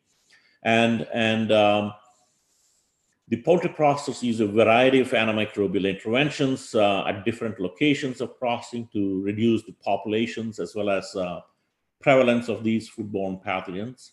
And among the most common antimicrobials, peroxyactic acid is the antimicrobial of choice today because the processors are trying to get away from chlorine. Poultry processors are evaluating pre-harvest interventions because just looking at post-harvest is not adequate enough to further reduce the risk. So these pre-harvest interventions can be vaccinations for specific serovars of Salmonella.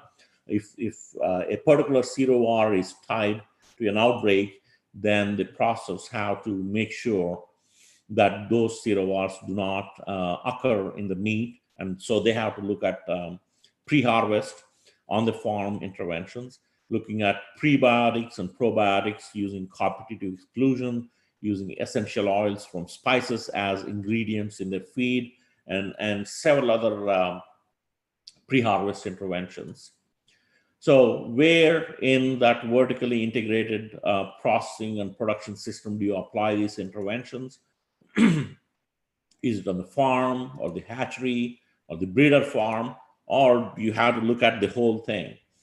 If you look at the means of reduction or the means of elimination of foodborne risk of these pathogens, you really have to look at across the board in terms of where you need to apply these antimicrobial interventions or reduce the prevalence and concentrations of these foodborne pathogens.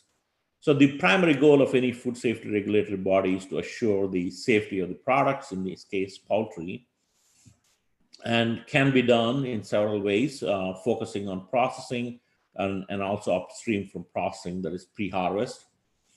But at the same time, the processors will look at cost-benefit ratio, whether each intervention is effective or not. And we need to realize that fresh poultry is raw product that's intended for further processing and cooking, where the elimination of foodborne risk of these pathogens occurs. So the organisms may be present there, but the risk is significantly reduced.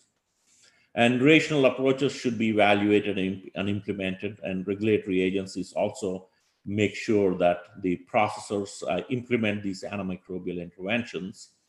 And we talked about a multi-hurdle approach across the board, whether it's at breeding or hatching, grow out, transportation, or processing.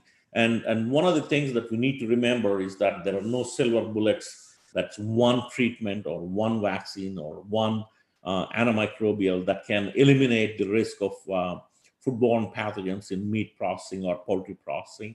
It's a additive effect, and it's a multi-hurdle approach that we need to take and incorporate those hurdles at each stage of production and processing to minimize the risk of foodborne pathogens from these meat and poultry products. With that, I'll stop, and I don't know if you have a few minutes for discussion, if there are any questions that we can answer. So thank you very much for the opportunity. Dr. Kishore, it's back to you. Yeah, thank you, Dr. Harshavardhan Tripathi. It was a really good presentation on the processing aspect as well as the technology aspect. I see that many of our faculty and students from the livestock production management and livestock products technology departments have attended this, and I think surely they would have benefited. There were a few questions in the chat box, and now Yeah. I request Dr. Durga Prasad to please conduct the question and answer session. Over to you, Durga Prasad. Kishore, 1 minute before going. Can I just intervene? Yes, sir. Welcome, sir. Please. Yeah, I saw the presentation towards the end, almost like 10 to 15 minutes. Thank you very much, Kishore, for bringing in Harshavardhan Tripathi Garu, because I had a great privilege of working in his lab. He's a great scientist. He's a food safety specialist, well-known food safety specialist in the USA. I really appreciate even Harsha because of I already mentioned the time zone differences. Probably it must be late night for him. Instead of that, he has come and delivered the lecture. I really appreciate, and I also appreciate Kishore from bringing these people together, because there was a request from Harsha, because he was very much enthusiastic to give a series of lectures to the veterinary graduates and dairy technology graduates, and I definitely feel there was lapse on our part. We could not take that particular request into action. We could not do that because of various reasons. But anyways, Kishore, you have done a good job bringing Harsha on board.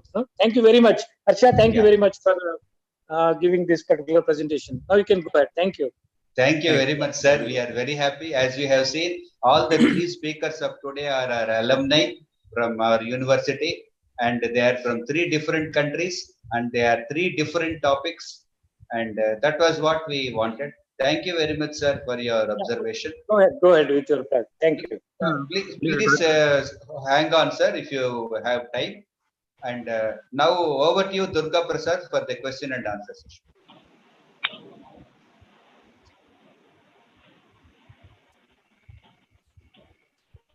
Durga Prasad?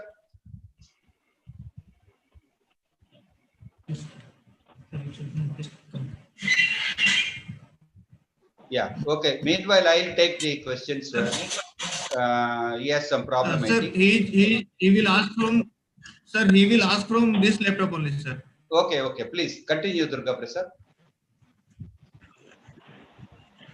Good morning, sir. Good morning.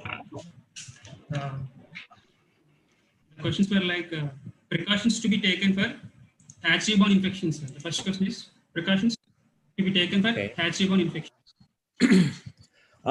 In hatcheries, quite a few things happen. Right after the chicks are hatched, they go through a series of vaccinations. I'm not a veterinarian. I'm a dairy technologist by training from Tirupati Veterinary College. So I cannot talk about intelligently about the poultry-borne diseases other than salmonella and Campylobacter and other foodborne pathogens. So, but they go through a lot of vaccinations, whether they're for IBV or several other viruses that are prevalent in the poultry industry, and also for Imelia, the coccidia as well. Those are the major issues that the chicks go through at the hatchery. But once they're hatched, the day of hatch, they are moved from the hatchery to the grow out houses on the farms, anywhere from an hour to 2 hours of transport from the hatchery, the central hatchery, to the farms. And subsequent to that, they go through some vaccinations at the farms. And in terms of the hatchery, they are very careful because there is a risk of transmission of diseases at the hatchery, because all the chicks have to go through the same processing unit operations in the hatchery, whether they are sorted out or whether they're put on baskets and like that. So they sanitize those baskets. They make sure that the environment is clean and sanitary. They clean their systems, and subsequent to that, they do the vaccinations, and then the chicks go into the baskets and then get loaded on. So they go through good sanitation practices. They do vaccinations at the hatchery itself, and then transport the birds to the grow out farms. I hope I answered some of the questions, or at least part of it. So.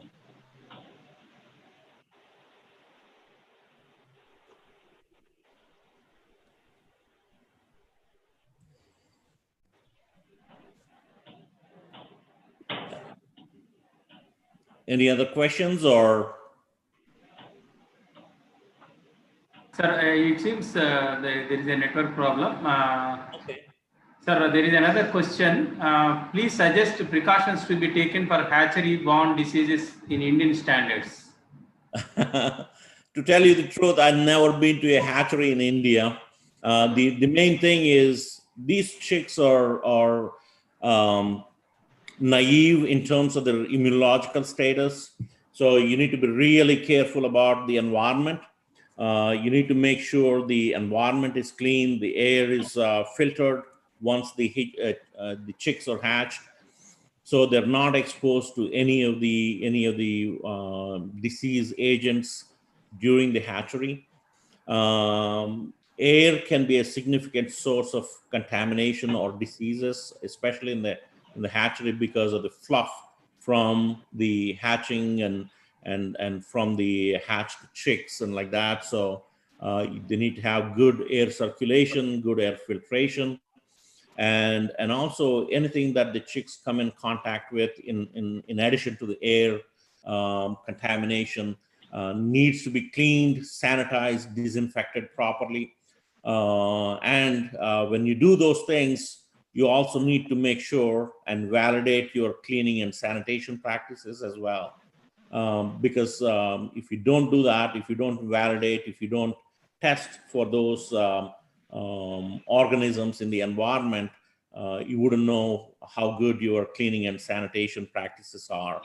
So, and in addition to all of those, of course, you need to make sure that that the vaccinations are done in a sanitary environment as well. So, those would be the practices you have to follow and make sure that you have good sanitary practices, because the chicks are vulnerable at that stage and or can be exposed to these organisms. Sir, one more question. Meat and chicken inspection program, they are fully organized in AP and also almost India. Can you suggest how to improve these regulations? The regulations, yeah, the regulations have to come from the government. Here, the USDA, Department of Agriculture Food Safety Inspection Service, is tasked with the responsibility of inspecting every bird that is processed for meat production. So every animal, every carcass, whether it's beef, cattle, or swine, or poultry, or turkey, broilers or turkey, every bird is inspected by a trained veterinarian for any evidence of disease in the birds, and only then that they can be passed for meat production.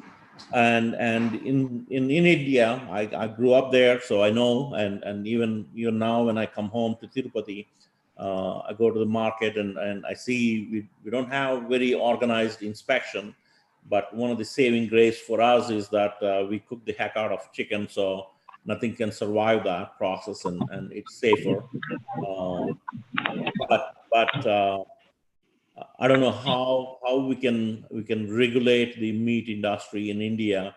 Although there is an organized sector like KFC, when they buy the chicken, they make sure that they buy from a processor like industrialized processing operations where you can control and inspect these birds before processing. But for regular meat processing and butcher shops on the market, I don't know how you can inspect each bird or each animal for meat production. A few more questions, and another question, sir. What is the risk from purchase of raw meat to cook under Indian conditions? The risk is high, but the key thing is we need to make sure that when we handle meat, we wash our hands after we are done handling meat, and we need to cook properly. And majority of these pathogens are vegetative pathogens, so cooking will take care of these pathogens, and the risk is minimized significantly once we cook. So post-cooking contamination can be a source of risk from these organisms. So proper hygiene during cooking process, washing the hands and sanitizing the hands after handling poultry or poultry meat or any meat per se is very essential. We need to assume that the meat, fresh meat, will have these foodborne pathogens, and when we handle the fresh meat, we need to carefully sanitize the utensils that we use for processing or cutting or any of those operations, and also cooking properly. I have no doubt our cooking methods, whether they're pressure cooker or whatever, will take care of these pathogens. So once we made those products, curries or whatever it may be, we need to make sure we don't recontaminate those products. Dr. Harsha, one question. Hello, Dr. Harsha. Yes, sir.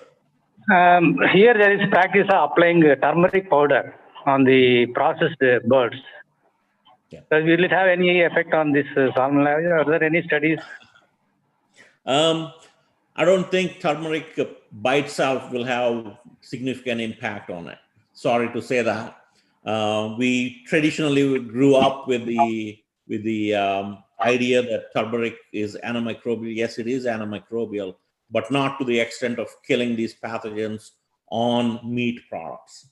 So applying turmeric will not reduce the prevalence of the concentrations of these pathogens. The antimicrobials that we use include chlorinated water during chilling operation, peroxyacid acid. These are strong sanitizers, and extensive immersion or exposure to these antimicrobials is required to reduce the populations of these organisms. But turmeric by itself may not have that significant an impact. I have got a question from here. So yes, go ahead, please. Sorry. I have got a question from here. You said that these chemicals are sprayed on the carcasses of birds. Sorry. What is the residual effect of those chemicals? In most cases, you don't have any residual effect. The poultry industry used to use chlorine significantly in the chillers and at different unit operations for spraying, but the amount of chlorine that is still left on the carcass is very minimal. And peroxyacid acid, the antimicrobial that is used significantly today, breaks down into vinegar, acetic acid, and oxygen. So the residual impact is minimal. There may be some residual acetic acid left on the carcass, but if you think about it, the carcass, when we convert, you have glycogen that is converted to lactic acid, and similar to lactic acid, you have acetic acid as well. And we use acetic acid, or when we use tamarind, we use tartaric acid, add those, and lemon juice and all of those. So acetic acid has minimal health residual effect on humans. So that's why the industry got away from chlorine, even though the risk of residual chlorine or chlorine-related compounds is minimal. The European Union and Japan implemented a regulation where they said, if you process with chlorine, we're not going to allow. One interesting question: KFC performance standard.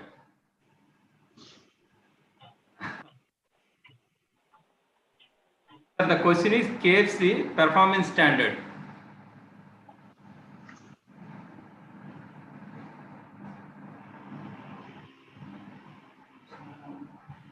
Sir, please unmute yourself. Harshvardhan, sir. Somebody muted. Okay, sorry. I hope I was not muted all across all the time. I don't know what the KFC performance standards will be. In majority of the cases, they are happy with what the FSIS has in terms of the prevalence and concentrations of Campylobacter and also prevalence of Salmonella. But with those performance standards, if you process the birds or if you cook the chicken meat, whether they're chicken burgers or chicken tenders or drumsticks or whatever it may be, during the cooking process, you can eliminate those organisms. So they do have those performance standards. In India, I don't know what they have, but here in the US, those are regulatory performance standards. And most of the processors exceed those performance standards. Let's say 10% prevalence of Salmonella is the performance standard for Salmonella. That means of the 100 samples that they take, 10 of them may have Salmonella. The majority of the processors even have lower prevalence because they want to achieve lower prevalence and exceed the performance standards so that when these results are published on the internet, their customers are going to see. So whether it's KFC or McDonald's or whoever is buying from them, they look at those results and say, I'm not going to buy from you because your prevalence of Salmonella is higher. So these processors implement these antimicrobial interventions to reduce the risk of these foodborne pathogens or prevalence of these foodborne pathogens. Sir, one more question. Yeah, go ahead, please. Sir, one more question. Which broiler strain is more resistant for Salmonella? There is no broiler strain that is resistant for Salmonella. All of them are susceptible because it doesn't cause any disease for the bird, right? So they're not truly immune unless you vaccinate for a specific serotype of Salmonella. And there are instances where the processors do vaccinate for specific serotypes because let's say there was an outbreak related to poultry and the USDA identifies a specific serotype, whether it's multi-drug resistant or not. It's up to the processor to make sure that in their product, they don't have that particular serotype. The way to reduce the prevalence of that serotype or eliminate it from their production chain is to vaccinate the chicken or the chicks, and so that they don't have that particular serotype. Whether if you eliminate a particular serotype or a group of serotypes, there are 2,500 different serotypes. So the other serotypes will take over. So the poultry industry has looked at that, and over time, the serotypes change because of the practices that the industry has and the vaccines that they employ. So it's hard to eliminate totally the Salmonella. And there are no genetics that are available today of poultry that are resistant to Salmonella, that Salmonella can colonize poultry, whether whether it's Cobb or Avian or any other strain. Thank you, sir. Thank you for the wonderful talk and for the patient answering of the questions. Sir, now it is over to Kishore, sir. Hare Krishna, just one Yes, minute. Let me take 1 or 2 minutes of Dr. Harsha. Yes, sir. Thank you, sir. Harsha, are you hearing? Please, sir. Yeah, I can hear you, Dr. Vilgori. Yeah, because I mean, I see that there may be some students on this particular webinar. Can you just, take 2 or 3 minutes and throw light on the opportunities that our students have in your department? And because many of the times the students will be having the, opinion or feeling that they have to come with their monies to your organization or any other USA organization. Can you give opportunities that exist and also the financial kind of things for our students, so that any one of the student who is on the webinar, if he wants to pursue his higher studies in your department, he will maybe benefited. Just only 1 or 2 minutes, you can throw the opportunities for the PhD students as well as for the MS students, both. Thank you. Thank you very much, Dr. Wellgood. Dr. Kongara, I'll be very brief. Apologize for No holding. problem, no problem. Go ahead. Dr. Wellgood, you know the process here. Any of the universities here accept graduate students from international graduate students. The requirements are for the TOEFL, the proficiency of English, the TOEFL exam, and the second one is the graduate record exam. And the students have to take those 2 exams and then apply for graduate school here. And in majority of the cases, almost 100%, when we take the students, whether it's from Tirupati or any of our veterinary colleges, we take them only when we have the financial ability to support the student. So what I mean by that is when we accept a student, we provide an assistantship for the student, which is about 18 to 20,000 a year, US dollars per year. And in addition to that, health insurance is covered, and also tuition is covered. So they don't have to pay tuition here because the advisor or the faculty member who accepts the student will provide for that. And in addition to that, as I said, they get about 18 to 20,000 a year. It's not enough to have a luxurious life, but it's enough to lead a decent life and comfortable life. But the main intent is, of course, to study and do well in their graduate program. And I went through the same process when I was at Kansas State University, and it's the same process here as well. And there are several opportunities within poultry science and across the vet school that we have here at University of Georgia, as well as we also have Poultry Diagnostic Research Center and Animal Science Department. So what we cover in animal husbandry is covered here in Animal Dairy Science Department and Poultry Science. And the vet school will cover most of the clinical departments that we have. So any of our students can apply to any of these programs. I'm not just talking about UGA, but across the US, any university, and highly encourage the students to apply for these positions, graduate assistantships across the US universities. And the opportunities are great.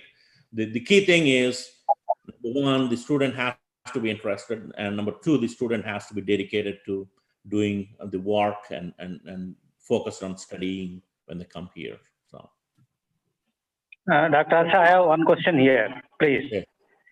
If you remember, we sent Dr. Vijay Bhaskar Reddy to your lab on the scheme called NAHT. Yes. Now, actually, there are certain guidelines from ICR that to see the possibility of giving online training. Actually, they were sent to your lab previously when there was no COVID. Now, due to COVID, the ICR has given certain guidelines to see the possibility of giving online training to our faculty. Sure, absolutely. I proposed to Dr. Veligodi that anything that we need to do to help our faculty and our students, we're happy to do that. So anything that we can do to do that or pursue that, let us know. You just need to reach out to me or any of the faculty here to do any of those trainings. In what mode it can be made possible online? Any mode, whatever you feel is works better for you. Let us know, and we'll help and we'll work with you. We use Zoom all the time here as well. So if you have Zoom and good internet connection, we can work together. Okay, thank you. Thank you.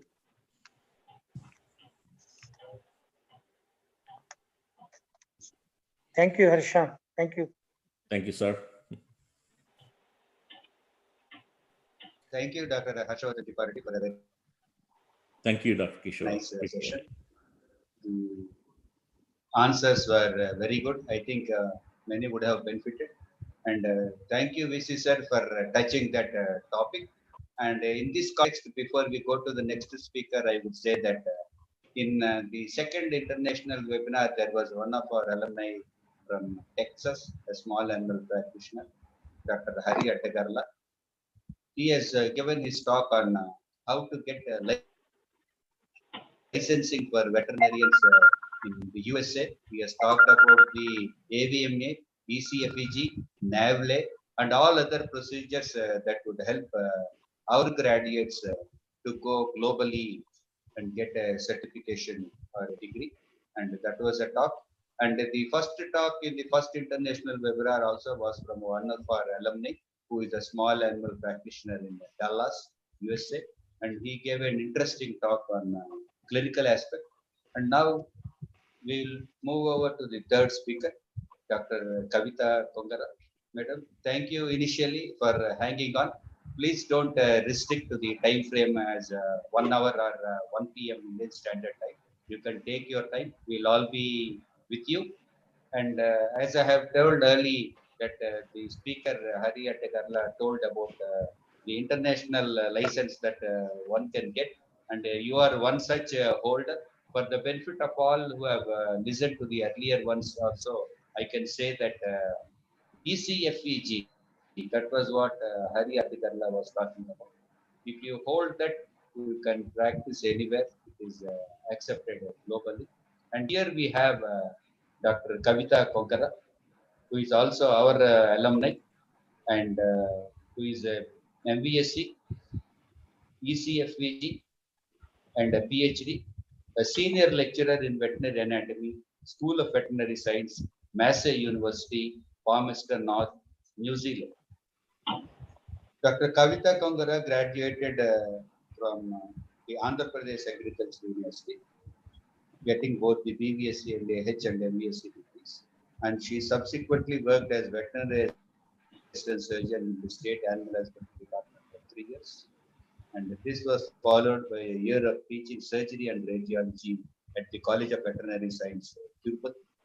And she obtained a PhD in veterinary clinical science from Massey University, New Zealand in 2008. She obtained a certificate of the Educational Commission for Foreign Veterinary Graduates from the American Veterinary Medical Association in 2010. That was what I talked about. Kavita started teaching anatomy to PVSC and VVet Tech program at the School of Veterinary Science, Massey University since 2009. Her teaching and assessment are mainly focused on the clinical applications of anatomy and are targeted at essential learning outcomes for PVSC graduates. She has been nominated for the Best Teacher Award for 7 years in a row from 2012. Kavita is a member of the American Association of Veterinary Anatomists. We are very happy to have here Dr. Kavita Kongara, and we are very happy to hear that you have been nominated for the Best Teacher Award for 7 years in a row, and that's great news for all of us. And now we hand over to Dr. Kavita Kongara on the topic, a glance at veterinary anatomy, clinical implications. Over to you, Dr. Kavita. Thank you, sir. Thank you. So I would like to share my PowerPoint presentation with you. And here it is. Thanks. So I'd like to go back. Yes, yeah, Professor, can you hear me, please? Can you hear me?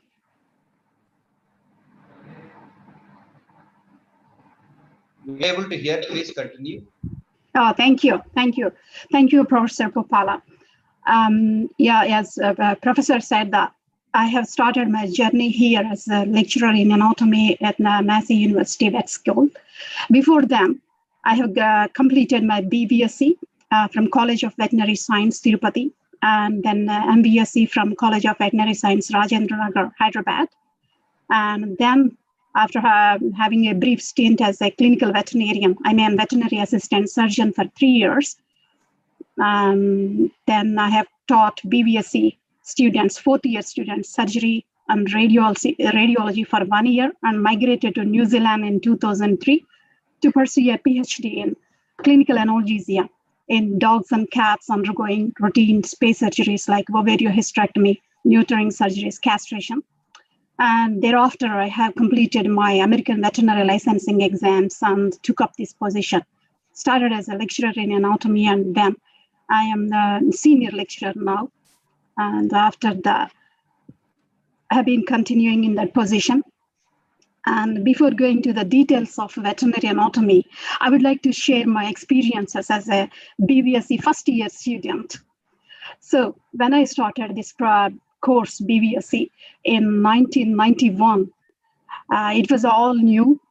And there were about 17 girl students in that class, and male students were about 60 or 70 male students and 17 female students. And in that BVSC first year, anatomy lectures started, and we were going to anatomy practical labs, and we were given animal bones, scapula, long bones like humerus, and other bones, radius and elbow. And also we were looking at the mounted skeletons. I think there was a cow skeleton there in the practical lab, and dissection instruction manual with new terms, difficult terms like cranial angle of the scapula, caudal angle, dorsal border, caudal border, many new terms, all Greek and Latin. We didn't understand in the beginning. So what is all this? And we were really frightened, and that was really freaky experience in the first few weeks after we started this course in BVSC first year. And also, apart from this, we were given a calf cadaver that was soaked in formalin, and that was on our tables. And we were given some dissection instruments, and we were told to dissect. We didn't know anything, and we didn't understand what those terms, and we didn't understand why this anatomy is for. Why do we need to dissect these animals? And this was the scenario, just tears. We didn't know whether it was because of formalin or because of our emotions. And also our hands were on our heads here like this. And then we were going to anatomy lectures. And this is all during the first few weeks after we started our BVSC. Okay, anatomy lectures, all Greek and Latin, because most of the anatomical terms are derived from Greek and Latin, they're not English. So we didn't understand what they were. Antebrachium, brachium, and movements of joints and types of joints, for example, diarthrosis and movements, pronation, supination. What are all these terms? And we were thinking like, why do we learn anatomy? Why would we repeat or rehearse these terms in our minds many times to memorize them? Do we need to memorize the study guides or instruction manuals? What is anatomy? What do we do? And where do we use anatomical terms, and where do we use this knowledge? Because we are going to be veterinarians after 5 years. What do we do with these cadavers and with these dissection instruments and with these different anatomical nomenclature, directional terms? We are going to deal with live animals. We are going to treat them. We are not going to deal with cadavers. So why should we learn anatomy? Oh no, boring, bizarre, freaky, scary. All those were the terms that could be expressed here like this. That was the experience in the first few weeks in the first year BVSC course. We didn't know. We just wanted to look at the live animals. We just wanted to become a veterinarian as soon as possible and treat animals having stethoscopes in our neck and white lab coats. And somebody is helping us like our assistants. That was the scenario we were having in our mind in the BVSC first year. And also, this was the big skeleton in the practical lab we had there. And we were really afraid of that. The only question was, why do we need all this when we become a veterinarian and treat live animals and talk with clients, dealing with farmers? Right.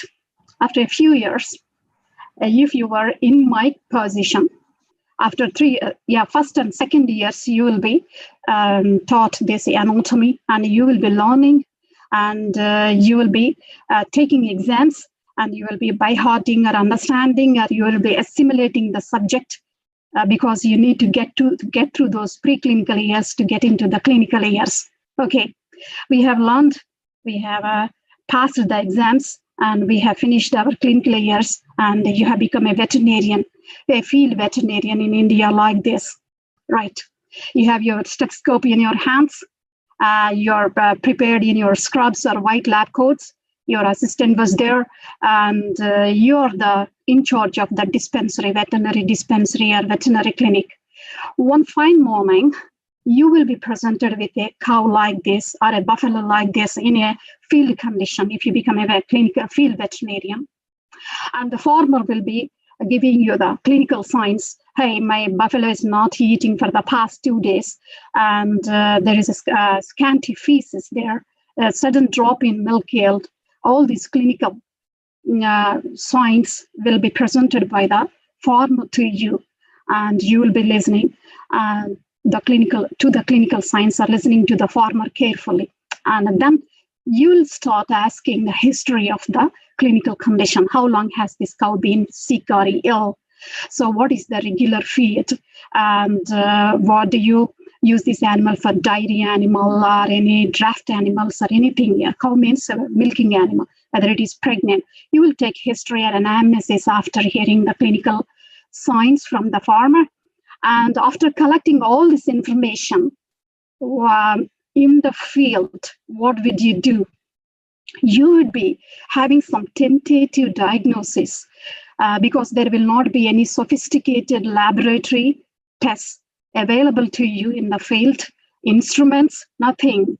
You're going to use your intellectual skills to come to your tentative diagnosis in the field, and then you will be thinking about some conditions in the forestomachs of the animal. And then you want to do some field tests using your skills, like applying pressure with your fist on the xiphoid region of the cow or pinching the withers. Then you must know, before doing those tests, you must know anatomically an animal's body, application of pressure on the xiphoid region. So here you can see, before doing those field tests like pole test, application of pressure on the xiphoid region, other things, you will get or rewind your anatomical knowledge, what you were taught, what you learned, and what you have practiced. That is, you're suspecting some traumatic reticulitis in this case. So the location of the reticulum before you do any field test, like you will be looking at anatomy then. So this is a dissected specimen of a calf in here. Some windows are made in the thorax and in the abdomen as well. And you can see the location of the reticulum, cranial and ventral to the rumen in here on left side of the abdomen. And then here is the xiphoid region. That is the xiphoid process of the sternum. So the next test based on this location of the organ inside the animal's abdomen, having that knowledge in your brain, you will be doing that grunt test, or you will apply some pressure with your fist on the xiphoid region of the animal's body. So because you can see the reticulum is lying over the xiphoid region, when you apply some pressure, that the reticulum, which is already diseased in there, causes some pain to the animal, and the animal grunts. So that is the response you're expecting from the animal. And without having sound anatomical knowledge, you cannot locate the region of the xiphoid on the animal's body, and you cannot do the grunt test based on the location of the reticulum lying over the xiphoid process. So that is the clinical application of your anatomical knowledge you have learned or you were taught during your preclinical years or in the early years of BBSc. But when we start our BVSC, when we are studying anatomy, when we are doing all our preclinical subjects, we didn't know where we are going to use this anatomical knowledge and what is the end use. But you are the end user of your anatomical knowledge when applying these skills under field conditions, especially when you are practicing as a dairy cattle veterinarian. And also, not only that, you have seen these location, relative positions of these organs inside animal's abdomen or animal's thorax, what we call as the visceral topography. You should also learn the topographical anatomy. That means surface projections of these viscera on animal's body. That means on live animals. For example, if you want to do a physical examination of the animal and you want to auscultate the animal, you should know the location of the heart and the different walls, either on left side, on right side of animal's body. So if you want to auscultate the left atrioventricular valve, you should have some landmarks where you will be learning them on your topographical anatomy labs while you're doing your BVSC course. So left atrioventricular valve will be between the ribs, so and so ribs, and so intercostal spaces at about the level of the shoulder joint. That information is very relevant and important for you to practice and to continue your practice as a successful veterinarian in the field conditions or even in the clinical conditions inside like small animals as well. And also, in addition to these dissections or dissected specimens, you will be having so many other tools to learn anatomy, like textbook illustrations, atlases, and mounted skeletons and plastinated specimens, etc. Here you can see in the images here, which I have brought from a textbook of veterinary anatomy by Professor Dice, Wensing, and Sack, and that illustrates the relative positions of the four stomachs in the ruminant abdomen. And here you can appreciate the visceral topography. This is the rumen occupying the entire left portion of the abdomen here, lying cranial and a little bit ventral to the rumen, which is much smaller than rumen is the reticulum, and then on the ventral midline, a little bit towards the left and more towards the right is the abomasum. Another important clinical condition which you will come across under field conditions is the abomasal displacement. And also, you should have the relevant knowledge on anatomy, location, position of the abomasum and its microscopic anatomy before you start treating animals who are coming to you with different clinical problems like left abomasal displacement, right abomasal displacement, etc. So likewise, there are many applications, clinical applications of the basic anatomy which you were taught or learned in the preclinical years. And then if you look at the case again, which was presented to you with the problem of traumatic reticulitis, which you call it as the hardware disease, and you have diagnosed conclusively or confirmatively as traumatic reticulitis at that point. And then you wanted to perform a left flank laparotomy in here. So to perform that left flank laparotomy, you can do a flank incision in here. So to make an incision in the left side of the flank, you should have an anatomical knowledge about the arrangement of muscle layers in the left flank here, or left abdominal wall. So if you look at these muscle layers, again, you have learned the dry theory in your classroom, and you might have seen that dissected in the practical labs. But if you look at the muscle layer arrangement and learn them and practice them, you will get used to that, and application of that knowledge here. You will have those muscle layers, and also it is important for you to know the muscle fiber direction. So if you cut along the muscle fibers, the wound heals very quickly. But if you cut across the muscle fibers, it takes longer for wound healing. If the wound heals quickly and the animal recovers quickly and quicker than, and then the farmer will be happy, and ultimately you will be happy and the animal will be happy. So you should have the background knowledge about the arrangement of muscle layers, what muscle layers are there in the flank region before you incise or make an incision into the flank before approaching the abdominal viscera. And also, you should have thorough knowledge about blood supply and nerve supply to the areas you are incising and the organs you are putting incisions here. So then, if you look at the nerve supply to the areas, that knowledge is essential, and that gives you a good,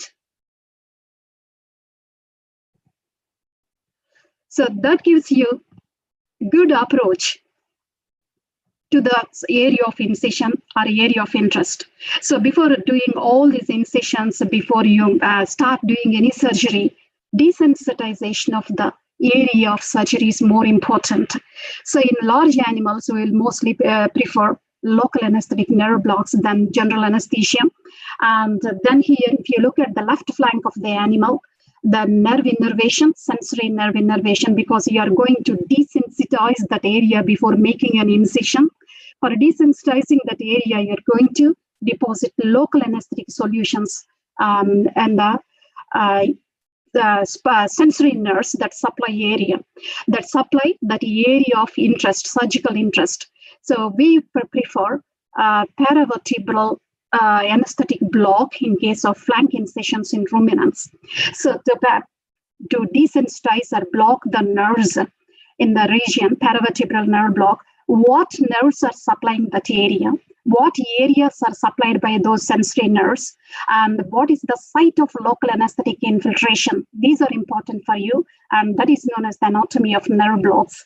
So here you are seeing in these images, you will see these are the last two thoracic vertebrae, lumbar vertebrae, first, second, and third lumbar vertebrae. These are the dorsal spinous processes. And you're seeing spinal nerves, thoracic spinal nerves, and the lumbar spinal nerves emerging out of the intervertebral foramina in here, because spinal cord is located inside the vertebral canal in here, and the spinal nerves coming out of the spinal cord emerges through these intervertebral foramina. And you are seeing two branches, dorsal and ventral branches of these spinal nerves.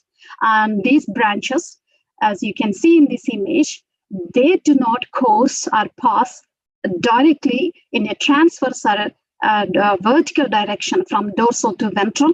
Instead, they're passing or coursing obliquely, innervating that area of the abdominal wall. These are all sensory nerves. Desensitization, that is giving analgesia or pain relief or anesthesia by depositing local anesthetic solution, is important.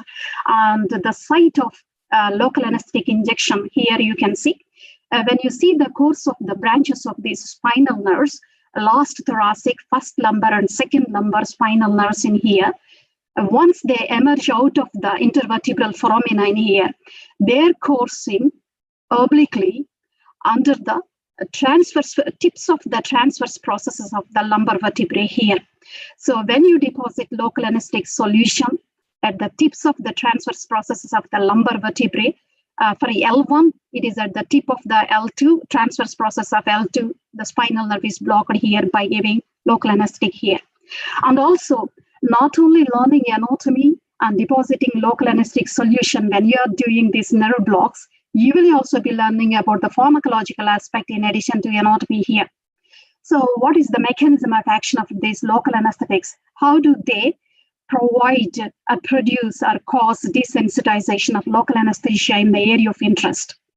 They will block the conduction of action potentials or nerve impulses from reaching the central nervous system. And after reaching the central nervous system, these action potentials are pain stimuli. The central nervous system processes them, and you'll perceive pain. Perception of pain is prevented. So conduction is blocked by depositing these local anesthetic solutions in here. And when nerve conduction is blocked, this area will become numb and desensitized. So only if you have that thorough anatomical knowledge where to deposit the local anesthetic solution and which nerves are supplying to desensitize that area, you can't do those nerve blocks and you can't go ahead with the surgeries in the field conditions. And also, you can divide the flank into upper flank, lower flank, and abdominal floor, and branches of the spinal nerves, which branch of the spinal nerve is supplying the upper flank and lower flank. So thorough anatomical knowledge, including the anatomy of the nerve blocks, is also important for you to learn during these preclinical years. And also, if you are a practicing veterinarian already, you will have some continuing education courses, professional development courses to refresh your knowledge, because you will learn anatomy in the first and second years. And after 3 years, retention of that knowledge may not be that great. So to refresh, go for continuing education or professional development courses. And then another application for your anatomical knowledge is cough disbudding. In these countries, because I'm living in New Zealand and I'm working at Massey University, and other countries like Australia, North America, UK, there are large dairy cattle farms and beef cattle farms. One of the husbandry practices or farming practices is cough disbudding. Cough disbudding means, I have done this while I was practicing as a veterinary assistant surgeon back in India before coming to New Zealand. That means in young calves, especially when they are 2 to 4 weeks old, the horn buds here, you can see, this is the small horn bud in the young calf. This bud consists of germinal epithelium that has got the capacity to develop into a mature horn in the adult cattle. And this bud is cauterized with a hot iron here. You're seeing the hot iron cough disbudding. This hot iron will kill the germinal epithelium of the horn bud cells, and it doesn't grow anymore into a horn. So that is the cough disbudding. Yes, I have done that. And what is the advantage of disbudding in young calves rather than removal of the horns once they are grown? So anatomically, again, you have to go back to your anatomical knowledge because you can see in this image, this is the frontal sinus, we call it as. Sinus is an empty space that is lined with mucous membranes, and it has got some small amount of fluid in healthy sinuses. The front horns are nothing but outgrowths of the frontal bone. So there is no communication between the frontal bone and the horn bud in here in the young calf. So there is a skin barrier between the two, horn bud and the frontal sinus. So when you destroy this germinal epithelium or the horn bud using the hot iron, there is no communication and there is no possibility of spreading any infection, if any infection, into the frontal sinus. That is the advantage of disbudding calves in their very young age. So if you want to perform these procedures when you become a veterinarian, you should have that underlying knowledge or background knowledge, doing whether it is good for the animal, doing it in an early age or at a later age. And also, horn injuries are very common in our India, and horn amputations, so surgical removal of the horn, we will be doing them. So what is the difference then? Disbudding and amputation of the horn or dehorning means you have to go back to your anatomy again. Here you can see, this is the skull of a cow. Here you can see two types of sinuses. This is the maxillary bone, and the sinus inside the maxillary bone is the maxillary sinus. And here this is the frontal bone, and it has got two compartments, a rostral compartment and a caudal compartment. And this caudal frontal sinus in the calves older than 6 months extends into the horn, which I cannot show you here. So it extends into the horn like this. This is the frontal sinus. And in older animals, it extends into the horn core like this, establishing connection between the frontal sinus and the horn core in here. So when you amputate the horn by cutting at its base here, and literally, you might open the frontal sinus because the connual diverticulum, that is the extension of the frontal sinus into the horn core, is the connual diverticulum. You might be opening that, and if there is any N.T.R, if you are not practicing any aseptic precautions to prevent any further infection, the infection of the wound might spread into the frontal sinus. Okay, frontal sinus is infected, frontal sinusitis is there. What are the clinical demonstrations of that frontal sinusitis? You might have seen some cattle having some purulent nasal discharges, purulent or serosanguineous, that is, discharges mixed with blood. So what is the connection between the frontal sinusitis or horn amputation or horn injuries and nasal discharges? Because the interior of the horn, cranial diverticulum, communicates with the frontal sinus. Frontal sinus has got an opening into the nasal cavity, and the outlet is the nasal openings, nasal discharges. From here to here and here, you will see that infection spreading. That is why when you are amputating horns in older cattle, aseptic precautions are required. And without having this adequate anatomical knowledge, you will not become a successful veterinarian in your practice, field practice. That is the one of the clinical applications of basic anatomical knowledge where you apply in your later practice life.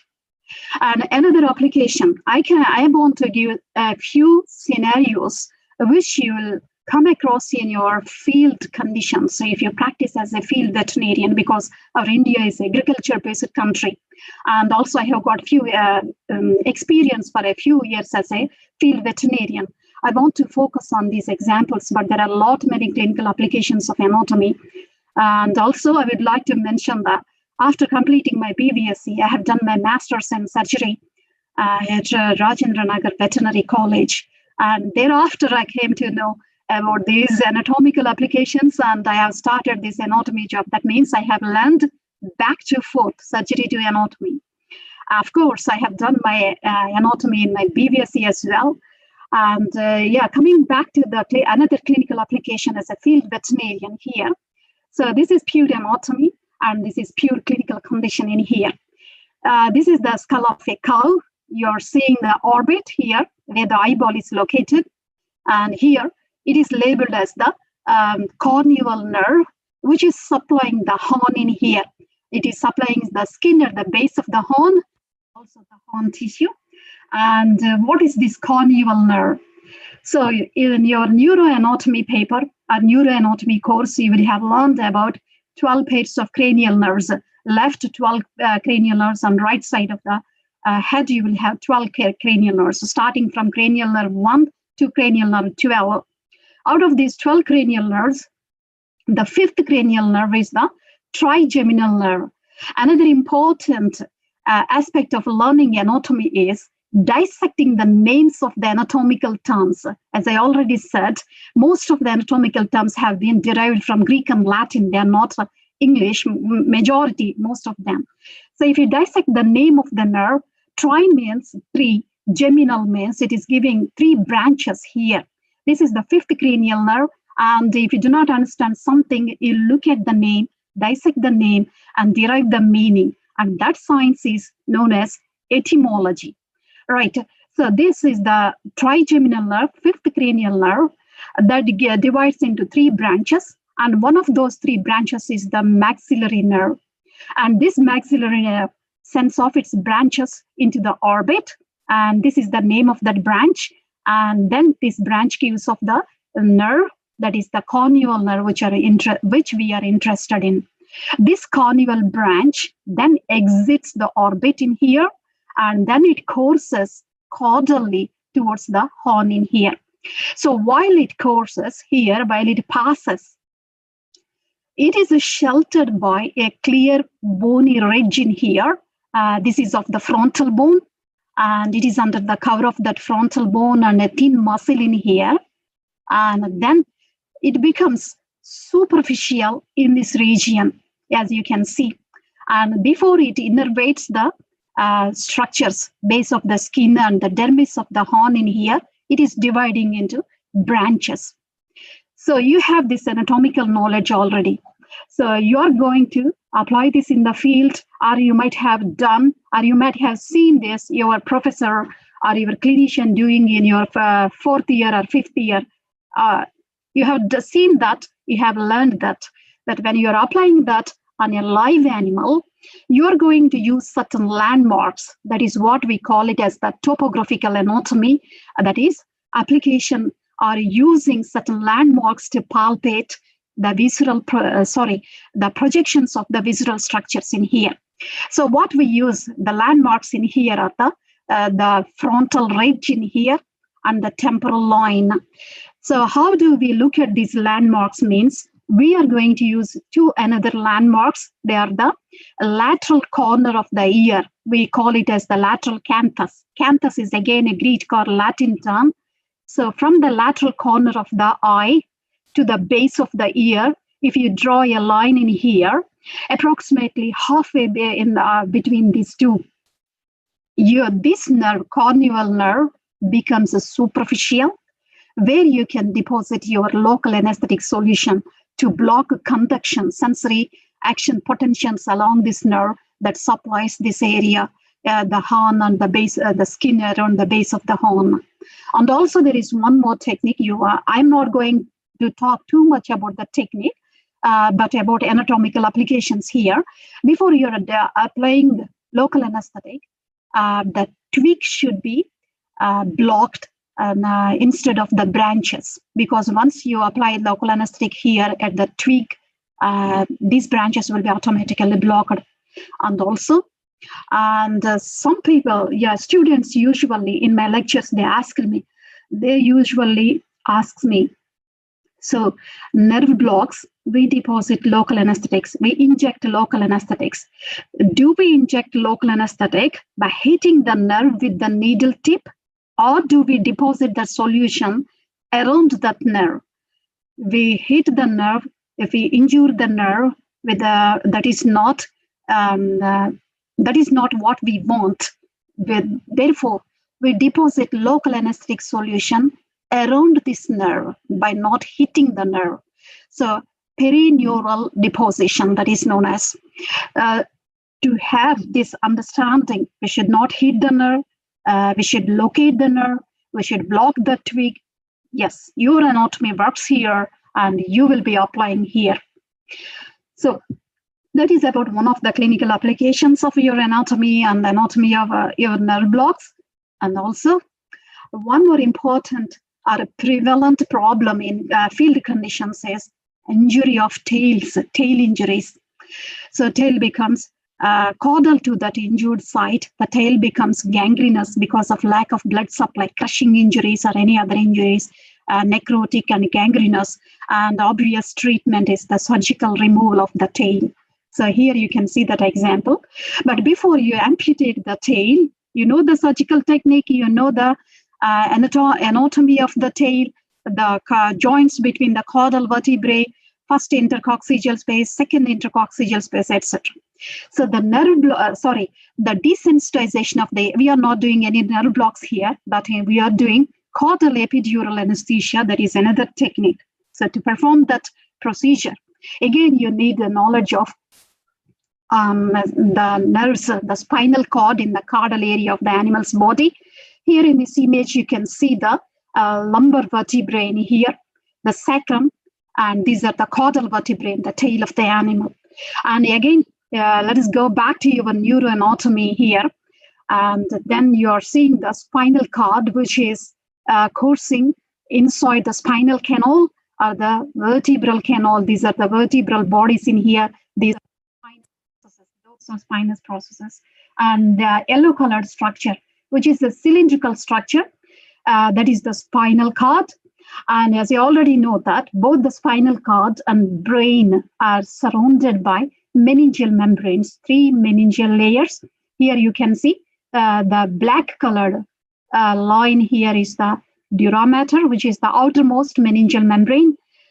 Deep to the dura mater is the arachnoid mater. Again, both dura mater, arachnoid mater, and the innermost membrane, pia mater, all these are Greek and Latin terms. So arachnoid mater, and underlying the arachnoid mater, you will be seeing a space that is filled with cerebrospinal fluid and also some fibrous filaments and blood vessels here. That is the subarachnoid space, which is filled with the cerebrospinal fluid. And the innermost layer is the pia mater in here. And this is all the spinal cord. So in cattle, you can see the lumbar vertebrae. There are 6 lumbar vertebrae. And this is the sacrum, the first sacral vertebra, second, etc., which is a fused bone. And then here, these are the caudal vertebrae. The spinal cord ends at about the level of the first or second sacral vertebrae in here. This is the termination of the spinal cord. And beyond that, it continues as a small filament, which is the phylum terminal, which has got the dural covering, meningeal coverings in here. So we are talking about the caudal epidural anesthesia. If you look at the name of the anesthetic procedure, epidural, epi means above, hypo means below, dural means dura mater in here. That means you're going to inject the local anesthetic solution in the space that is above the dura mater. You try to dissect the names of the names or anatomical terms like that, you'll get the meaning easily. So we are depositing the local anesthetic in the epidural space in here by inserting a needle between the first and second caudal vertebrae. Previously, they are used to call as coccygeal vertebrae. So to locate the space and to inject that solution, you must have that anatomical background. So what we are injecting into, what structures we are accessing by injecting the local anesthetic solution, and also what nerves are desensitized because of the local anesthetic in here.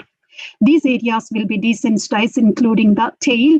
It becomes numb, and then you can start your surgical procedure, that is amputation of your tail.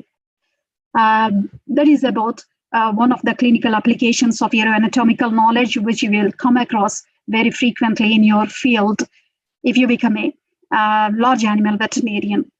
And then these are all a few examples which I wanted to share with you. And these examples I had drawn from my experience as a veterinary assistant surgeon for 3 years in India. There are many examples like abomasal displacement and ruminal dysfunction or ruminotomy. And then if you look at, these are the most prevalent conditions. And horn amputations, tail amputations, these were the things I was doing as a BS. And then if you come back to small animals, which you will practice as a clinical veterinarian in urban areas, perhaps in India now, there might be more small animal clinics in urban areas. But here in these countries, small animal veterinarians, they have got a lot of demand and more practice in here. And let us look at a few clinical scenarios where you should possess a thorough anatomical knowledge before you put your hands on the animal, and also before you start incising the skin of the animal. So I have chosen 2 commonly performed elective surgeries. They are ovariohysterectomy, and people call it as spay, and also in male animals, that is castration or neutering. So if you look at the ovariohysterectomy, here, again, I'm going back to anatomy here. This is the dissected specimen of a cat. The abdomen is dissected. The animal is lying on its left lateral aspect of the body. That means left lateral recumbency here. And when you cut open the abdomen, and here you can see this is the genital tract. This is the digestive tract. And here you can see the urinary organs in here, the kidneys, the left kidney and the right kidney. And you should know the positional relationships or visual topography of the urogenital organs while you are going to do a urogenital, that is ovariohysterectomy. So the anatomy here is, you can see this is the ovary, which lies close to the caudal poles of the kidneys. So the left kidney in here, this is the left ovary in here. And then this is the uterus, 2 uterine horns and 2 ovaries. And these 2 ovaries, 2 uterine horns join at the body of the uterus in here. This is another specimen. And you can see the close proximity of the other visceral organs or structures like the colon and the urinary bladder in here. So if you don't know the visual topography, the positional relationships, and which organ is which, and what is what, and if you start doing surgery, you might identify the uterine horns if it is a pregnant animal, other than nothing without anatomy in that surgery.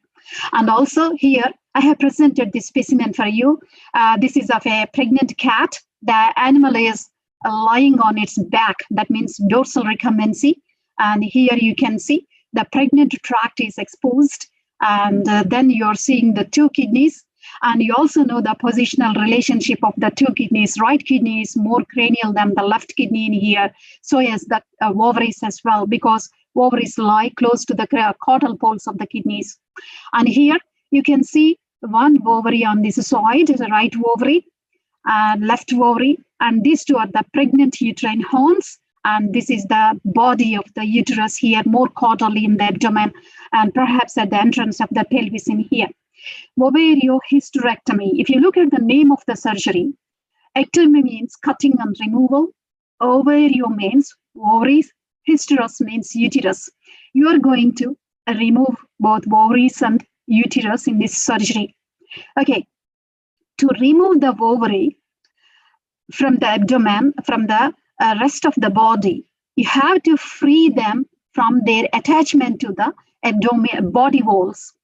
And then you should have anatomical knowledge about the ligamentous support of the ovaries, ligamentous support of the uterine horns and uterine body. That means ligaments that suspend the reproductive tract in the animal's body, you should know. And here we are looking at those ligaments. And this is ovary, cranial to the ovary. The ligament that suspends the ovary with the dorsal body wall here you are seeing is the suspensory ligament. When you are performing this ovariohysterectomy surgery, you are going to break this suspensory ligament to free the ovary from its attachment. Again, when you are breaking this ligament with your digital pressure, as a surgeon, you have studied in your 4th year BVSc, 5th year BVSc, tenets of Halsted. That one of the tenets is control of bleeding, hemostasis. Therefore, you should have knowledge about what is the blood supply to this organ, what is the venous drainage, what is the nerve supply. So if you know the blood vessels supplying that, it is easy for you to control bleeding or to attain hemostasis. So these are the ovarian vessels, ovarian artery and ovarian vein, supplying and draining the ovary and also part of the uterine horns in here. These blood vessels should be neatly and tightly ligated. Ligation means tying them with the appropriate suture material. After tying them, then you can break the suspensory ligament securely, and also you can control bleeding and achieve one of the tenets of Halsted, that is hemostasis. And when you free the ovary by breaking the suspensory ligament and control bleeding by tying these vessels, then you will be looking at the rest of the reproductive tract, that is the uterine horns. Here in this case, you are seeing the pregnant uterine horn. I wanted to show you the variability between the normal, non-pregnant genital, urogenital tract and pregnant one in here. So that is why I have used this image from our vet schools. Veterinary, VVM means a virtual veterinary museum. I have taken that image from there. And here you can see the other ligaments that are suspending and supporting the reproductive tract, which is one of them is the broad ligament in here. Broad means, as the name itself indicates, a wider, big ligament that suspends the tract. And if you look closely into the broad ligament, which is nothing but a double fold of peritoneum, it acts as a conduit for the blood vessels supplying the rest of the reproductive tract in here. You can see small blood vessels in there. So when you are breaking this broad ligament to free the uterine horns from the abdominal wall or body wall, you must take care of the small blood vessels that are passing through this broad ligament supplying the uterine horns.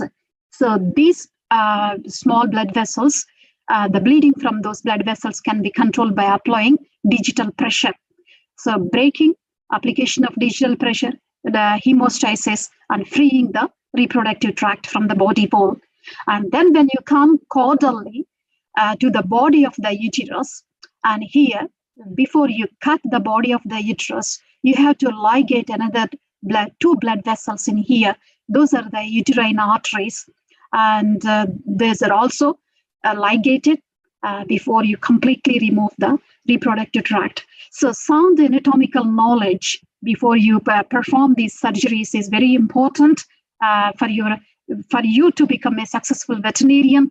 And if you become a small animal veterinarian, and if you are a successful one, that will give you a good business, good money, and good animal welfare on top of all that, and good satisfaction. When the client is satisfied, that is a good reputation for you. That is about the ovariohysterectomy. And most importantly, before you enter the abdomen of the animal to access the reproductive tract, you have to cut through. You have to incise the body wall, abdominal wall in here. So again, there is important anatomical aspect of the ventral abdominal wall, because we were usually, majority of surgeons or veterinarians prefer ventral midline approach to access the reproductive tract while performing ovariohysterectomy surgeries. So you should have thorough knowledge of ventral abdominal wall. And here in this image, you can see this white line in the ventral midline. We call it as linea alba. Again, this is a Latin or Greek term. Linea means line, alba means white. This is a white line. This white line, you will be learned, or you were taught during your first year or second year courses. This is formed by aponeurosis of the fibrous sheaths of the abdominal wall muscles, like external abdominal oblique or the internal abdominal oblique muscles, and their aponeurotic tendons meet at this white line, which is just a fibrous seam or bridge on the ventral midline. So what is the advantage? What are the benefits of incising through this ventral midline? What we call it as linea alba means there is no muscle, no blood supply, and no nerves in here. So when you incise or when you cut through this linea alba, you are not traumatizing any tissue. You are not causing any bleeding. So that means with minimal bleeding and with minimal trauma, you can enter the peritoneal cavity and you can access the reproductive tract, and you can remove the structures or the organs you want to do. That is also important for you. So these are all anatomical implications in your clinical practice. And not only, these are new terms, why should we learn? So come out of those conventional thoughts. Anatomy is really very important for you to become a successful veterinarian. And another clinical scenario in a small animal practice, here is the castration in here. There are two types of castration. And usually the incision will be taken in the prescrotal area. After taking incision, skin incision and subcutaneous tissue, you will be pushing the testicle through that incision out, and then the whole testicle, the duct system, the epididymis and other structures, and also the blood supply. The testicles are richly supplied with blood. So the blood vessels and the small muscly state that is known as cremaster muscle, and all other are enveloped in a tunic or layer, which we call it as the vaginal tunic.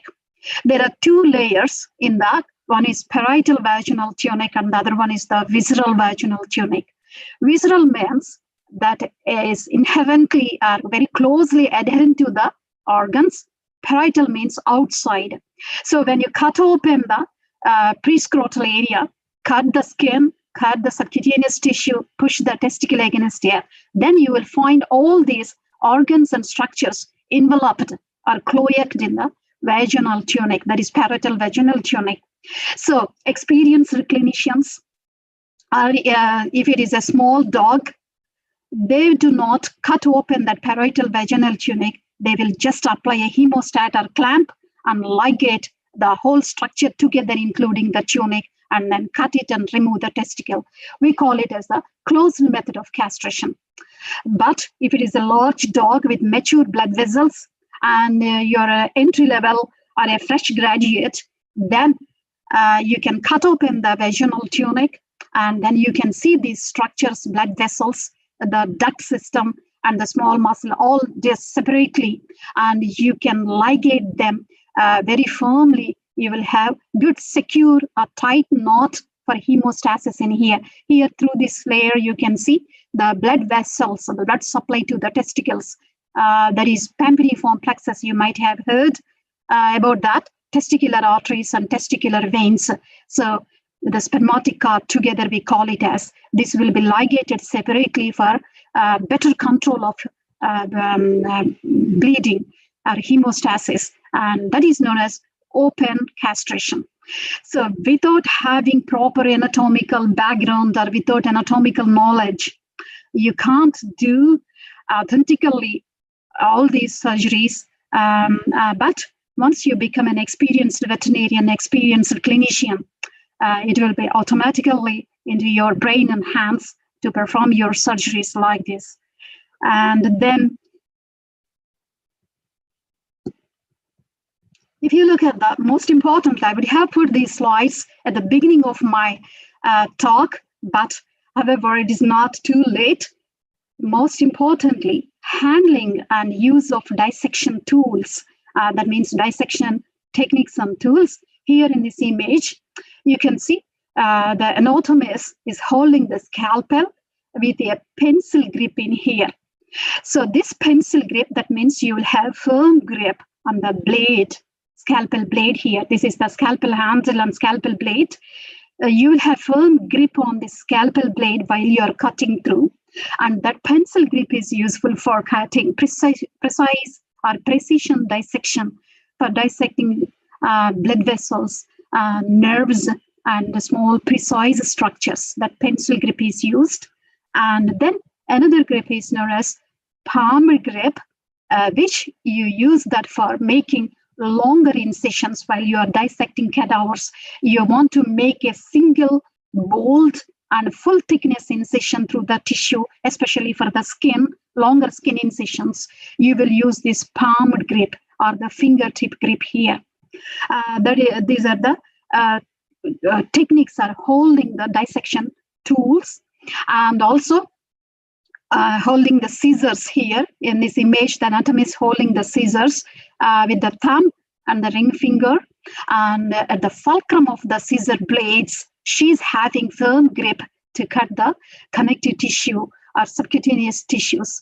So likewise, you start using the dissection tools, you start practicing dissection techniques, you will be starting learning, practicing. That means rehearsing, doing them, using them more and more, starting with cadavers. That skill will be acquainted or acquisited, and that can be carried forward through your clinical years, and you will automatically practice that while you are doing your surgeries, and that will carry on forward throughout your clinical life. So that is the beginning point, to use your dissection tools and techniques on cadavers. You will be given a great golden opportunity in your anatomy labs, how to cut the animal body. And the animal doesn't object to you, animal doesn't feel any pain, and that is really a great opportunity in the anatomy. And these are some of the clinical applications and the advantages and the benefits of having sound anatomical knowledge and the use of instruments for your anatomy, which are really useful for you in the future, And likewise, there are many examples, but because of the time limitations, I cannot explain all other examples. And I have taken mostly based on my experiences. And thank you. And any questions? Yeah, thank you, Dr. Kavita. It was a really wonderful experience of anatomy, especially the examples that you chose, the horn amputation and the tail amputation, telling the importance of neuroanatomy, and the two other aspects of knowing about the visceral organs in situ the two examples of spaying and neutering. You have explained very well, and there were few chats in the chat box saying that you have given us nostalgic memories of going back to the anatomy lab, and there were people who were recollecting Dr. Tandamurthy in anatomy and Dr. J.S. Reddy in our clinics in medicine. And there are many anatomists here, faculty, and many people from surgery department also attended this webinar. This is also available on YouTube live streaming. Many will be watching in YouTube live streaming, and they are also available in the YouTube channel. For your information, our anatomy department at Gannavaram has launched the first educational YouTube channel, Build Body Program, Gannavaram, AP, India. So that is the address of the anatomy YouTube channel. It is always available on YouTube. Many more will be watching later who cannot spend time now. And honestly, it was a very good message from you that unless you have a solid foundation of anatomy, you cannot be a good clinician, whether it is in a large animal practice or in small animal practice. That was what our two alumni in the first international webinar, Sudhakar Patabi, spoke a lot about small animal practice in USA. He is from Texas, and he showed many of the radiograph, ultrasound pictures, and he was also telling about the application of anatomy for small animal practice. And in the second international webinar also, we had another alumni, Hari, also from Texas in Dallas. He was also telling, apart from the veterinary licensing to get an ECFPG, about small animal practice and all the case studies he regularly does, and with the implications of anatomy. And now yours was a thoroughly applied anatomy lecture focusing on neuroanatomy and other aspects of anatomy. And I think most of the clinicians, whether it be in large animal practice or small animal practice, would have benefited, and all the participants would have got the nostalgic memories going into the anatomy lab. And now I have a question for you. You have to honestly answer. You have said that you felt the way you have shown in the slides about being in the first year anatomy lab. Now you tell me, how did you feel? How did you think? What were your thoughts on the professors who were teaching you anatomy at that point? Were you cursing them? And what were your feelings towards them? In your first year anatomy lab? Yes, yeah, no cursing, nothing. I now understand what they were, what they taught us, and how great they were. So no cursing. And it is simply a matter of time to understand their knowledge and the skills they have transferred to us. So no curse, nothing. Anatomy professors are great because they start us on basic clinical subjects and launching into the professional course in a smooth way. So that was a smooth transition. Now I think, yep. Yeah, you're exactly now in that position of teaching. Yes. Now I understand better. I think every person into clinics, every person into surgery, and everyone who practices then comes to understand about the importance of anatomy, whether it be in clinical medicine or veterinary surgery, or even for that matter, veterinary obstetrics, where every point of time you will know that you should not forget the basics. And that is what the anatomy solid foundation, and that is what you have focused upon. And I request Dr. Durga Prasad to please conduct the question answer session, the questions which were put in the chat box. Over to you, Durga Prasad. Right, thank you. Thanks. Thank you, sir. Thank you, ma'am. First of all, being an anatomist, I'm very happy to see your presentation. And thank you. The question is, can we differentiate traumatic reticular pericarditis and traumatic pericarditis by performing grunt test? Traumatic reticular pericarditis and traumatic reticulitis from performing grunt test. Yes, ma'am. Yes, yeah. that is just a field test where you can do a preliminary test. If the animal elicits a pain response or the animal grunts after application of the pressure, then you can suspect that is due to the reticular problem.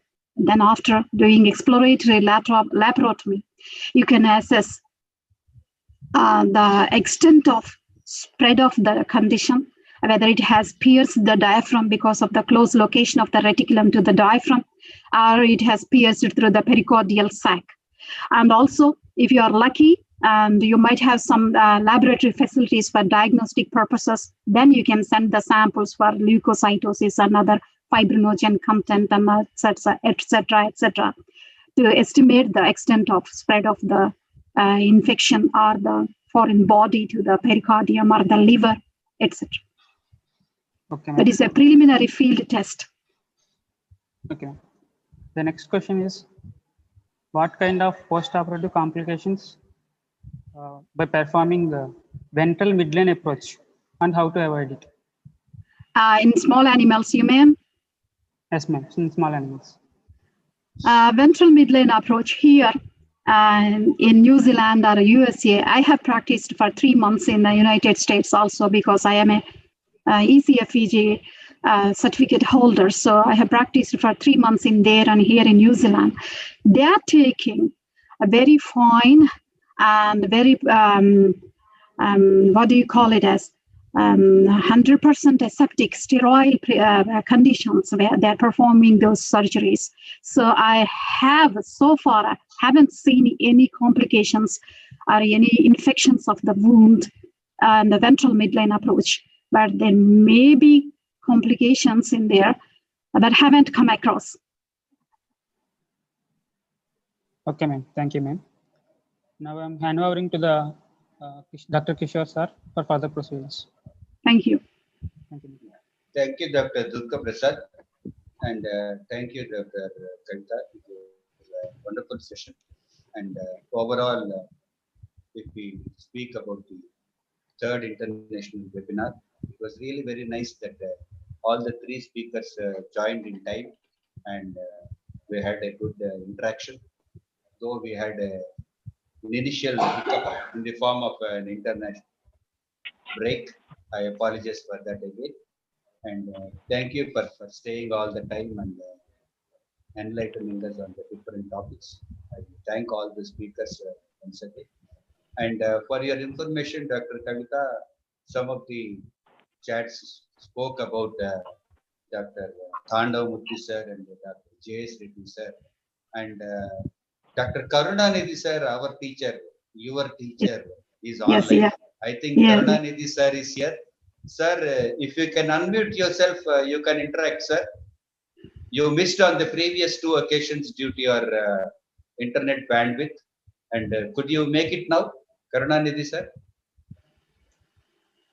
Karunanidhi sir also posted in the chat box congratulating you, Dr. Kavita, saying that you're a model clinical anatomist. So that was his chat. So nice of Karunanidhi sir. I know him very well. He taught us general medicine in our 4th year. And yeah, I like him very much as a teacher. Yes, I remember Karunanidhi sir. Yeah, and I observed Dr. O. Narasimha Rao. Are you online? Could you unmute yourself and interact, Dr. O. Narasimha Rao? He has also posted a chat reminding of the nostalgic memories of Dr. Thandavamurthy and Dr. J.S. Dr. O. Narasimha Rao, are you online? Could you unmute yourself and speak? Sir, Hello. Narasimha sir is on screen, sir. Yeah, please, sir. Sir, Yeah, Karunanidhi sir also has come one after the other. O. Narasimha Rao sir first. Dr. O. Narasimha Rao. Yeah, please. Karunanidhi sir first.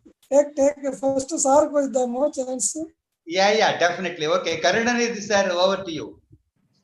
Audio is. We are seeing you. We are able to hear you a bit. Please go ahead, sir. No problem. Please go ahead. Hello, sir.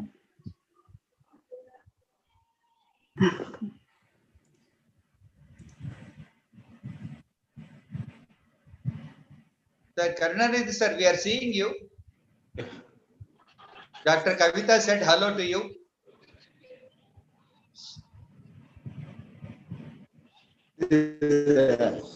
Excellent webinar. Audio is vertical.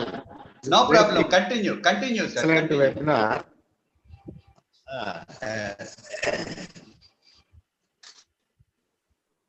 I can say clinical lab, model clinical lab. Ms. That is very.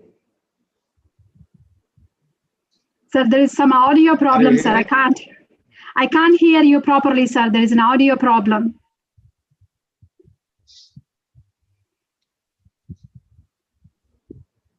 Sir, I think he's having some connectivity issue, sir. Yeah. Yes, yes. Sir. Okay, sir. Thank you, Karnanidhi, sir. Now I think Dr. O. Narasimha sir is from the 1980 batch. I request you to please interact. ముందుగా కిషోర్ గారికి మరియు మొత్తము మన ఆలన్ని university కూడా ధన్యవాదాలు. చాలా అద్భుతంగా arrange చేశారు. డాక్టర్ కవిత గారు అయితేనేమి, శ్రీనివాస్ గారు అయితేనేమి, హర్ష గారు అయితేనేమి చాలా చక్కగా చెప్పారు. చాలా సంతోషం. Thank you very much sir. Yeah, thank you, sir. Karnanidhi sir, could you make it or we'll push over? Audio is not working. We are hearing. We are able to hear you. Okay, sir. Maybe you are having technical issues, and we thank you for your presence. And I once again thank all the speakers. And now, Associate Dean Ravi sir. Sir, please conclude. Yes. It's been a very good day today. Hello, sir. Namaste. Hello, sir. We had three good presentations from in three diverse spectrum of veterinary science, and the past three international webinars have been well coordinated and well presented by Dr. Kishore. My special compliments to him, and I am also extremely thankful to him for all the planning and other efforts he has put in behind these webinars. And I am also thankful to the organizing committee members, Dr. Hari Krishna and others, who have been with Dr. Kishore in organizing these webinars.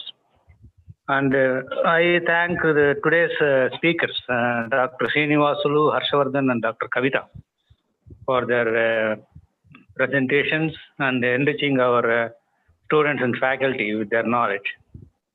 Of course, Dr. Kishore will be again active from 27th onwards with his anatomy conference. And I once again thank one and all, and my special gratitude to Dr. Kishore for all the enthusiasm he is showing in any assignment that the administration gives. And many, many thanks to you for these efforts. Thank you, one and all. Thank you. Thank you very much, sir. Thank you very much. And it is our duty to serve our alma mater in any area that we are directed to. And before we conclude, from the host of audience, I would request anyone to unmute and interact for a minute, because they have stayed here for such a long time. Just to open up the session, anyone for a minute would like to unmute themselves? Dr. V.V. Hari Krishna, Associate Professor in Surgery, is there. So I request him as a Surgery Associate Professor to please interact with the model clinical anatomist, Dr. Kavita, what Dr. Karunanidhi sir has addressed. Dr. Hari Krishna, please. Hello, madam. How are you? Hi, Hari Krishna. How are you? I'm good, thanks. Anyway, very nice to see you like this after a long gap of almost 2 decades. Yeah, it's my pleasure. So, yeah. I thank all the speakers who have given excellent topics, and they covered very well for the benefit of the students and the staff, and especially today's speakers, Dr. Srinivasulu sir, Ashwardhan sir, and Dr. Kavita madam. and I thank all the participants for their active participation. And I thank our associate dean sir for giving a free hand in organizing this, and he is always the motivating force and encouraged us. And I thank all the team and all the speakers and participants on behalf of the organizing team. Thank you. Thank you, madam. Thank you, Hare Krishna. Nice Thank meeting you, you Hare all. Krishna. Yeah. Thank you, Hare Krishna. And Dr. Kavita, I will spring a surprise, I think, by asking Dr. Srivani to unmute and speak. He was very much interested. Dr. Srivani, over to you. Thank you, sir. Very nice meeting you, Kavita, here on this platform. You have given a very excellent presentation. Thank you, Srimani. And you have chosen very good examples, and I think your field experience worked well for giving such examples, I think. Yes, yeah, it did. It did work well for me. And also my regular teaching here at anatomy, I could correlate my experience with my teaching in here. Thank you, Srimani. And nice meeting you. Nice seeing you here. Thank you. Thank you, sir. Thank you, Srivani. Madam Lucy, are you online? Professor of Anatomy from Kerala. Madam?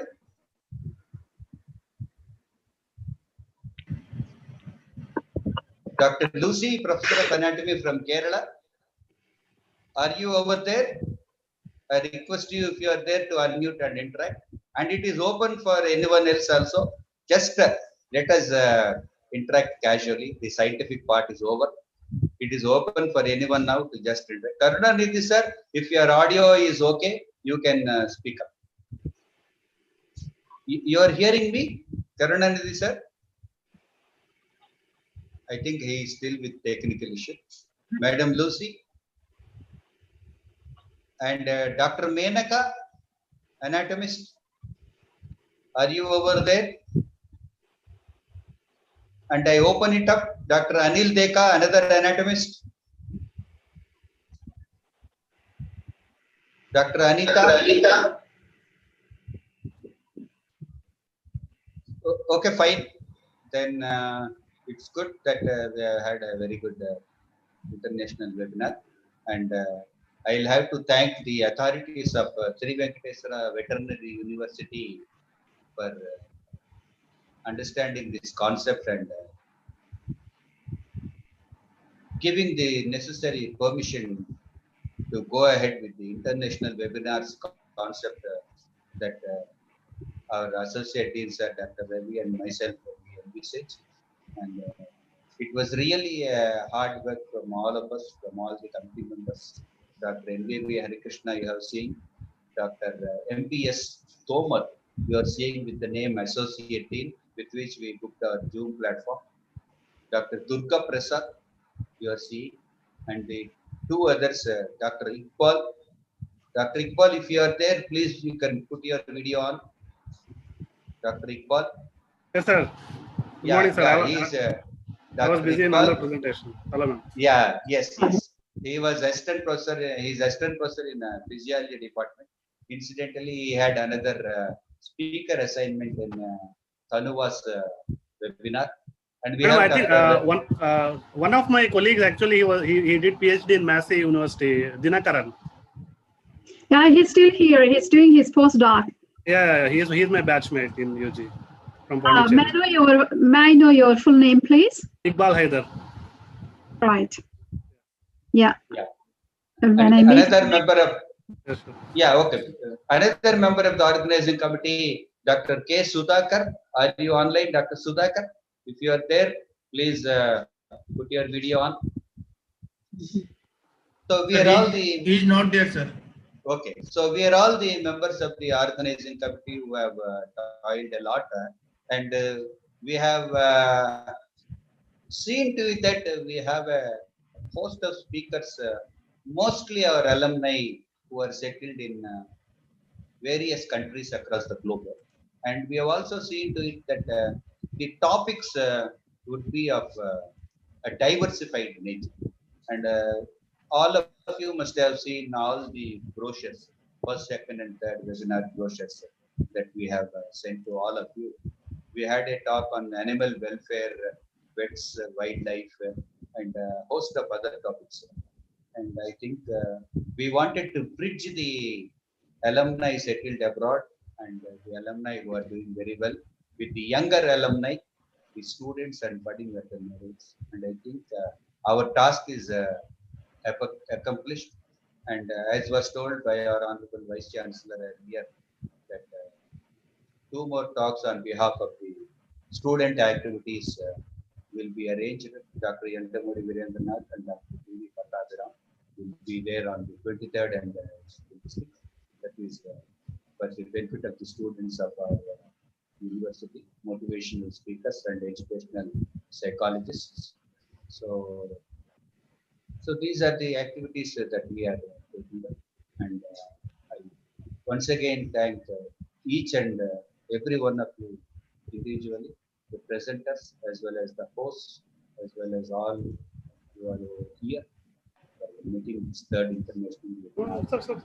Well, anything that require you would like to tell? No, sir. Thank you, sir. Yeah. Okay.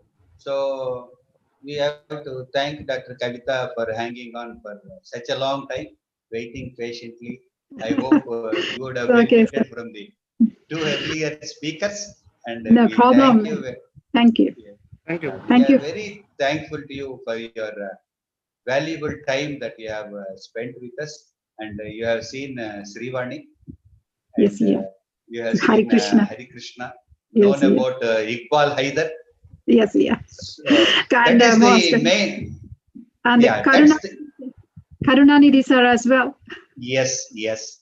And 80 batch Dr. Narasimha Rao getting the nostalgic reminiscences of reminding Dr. Kandamurthy and Dr. J.S. Reddy.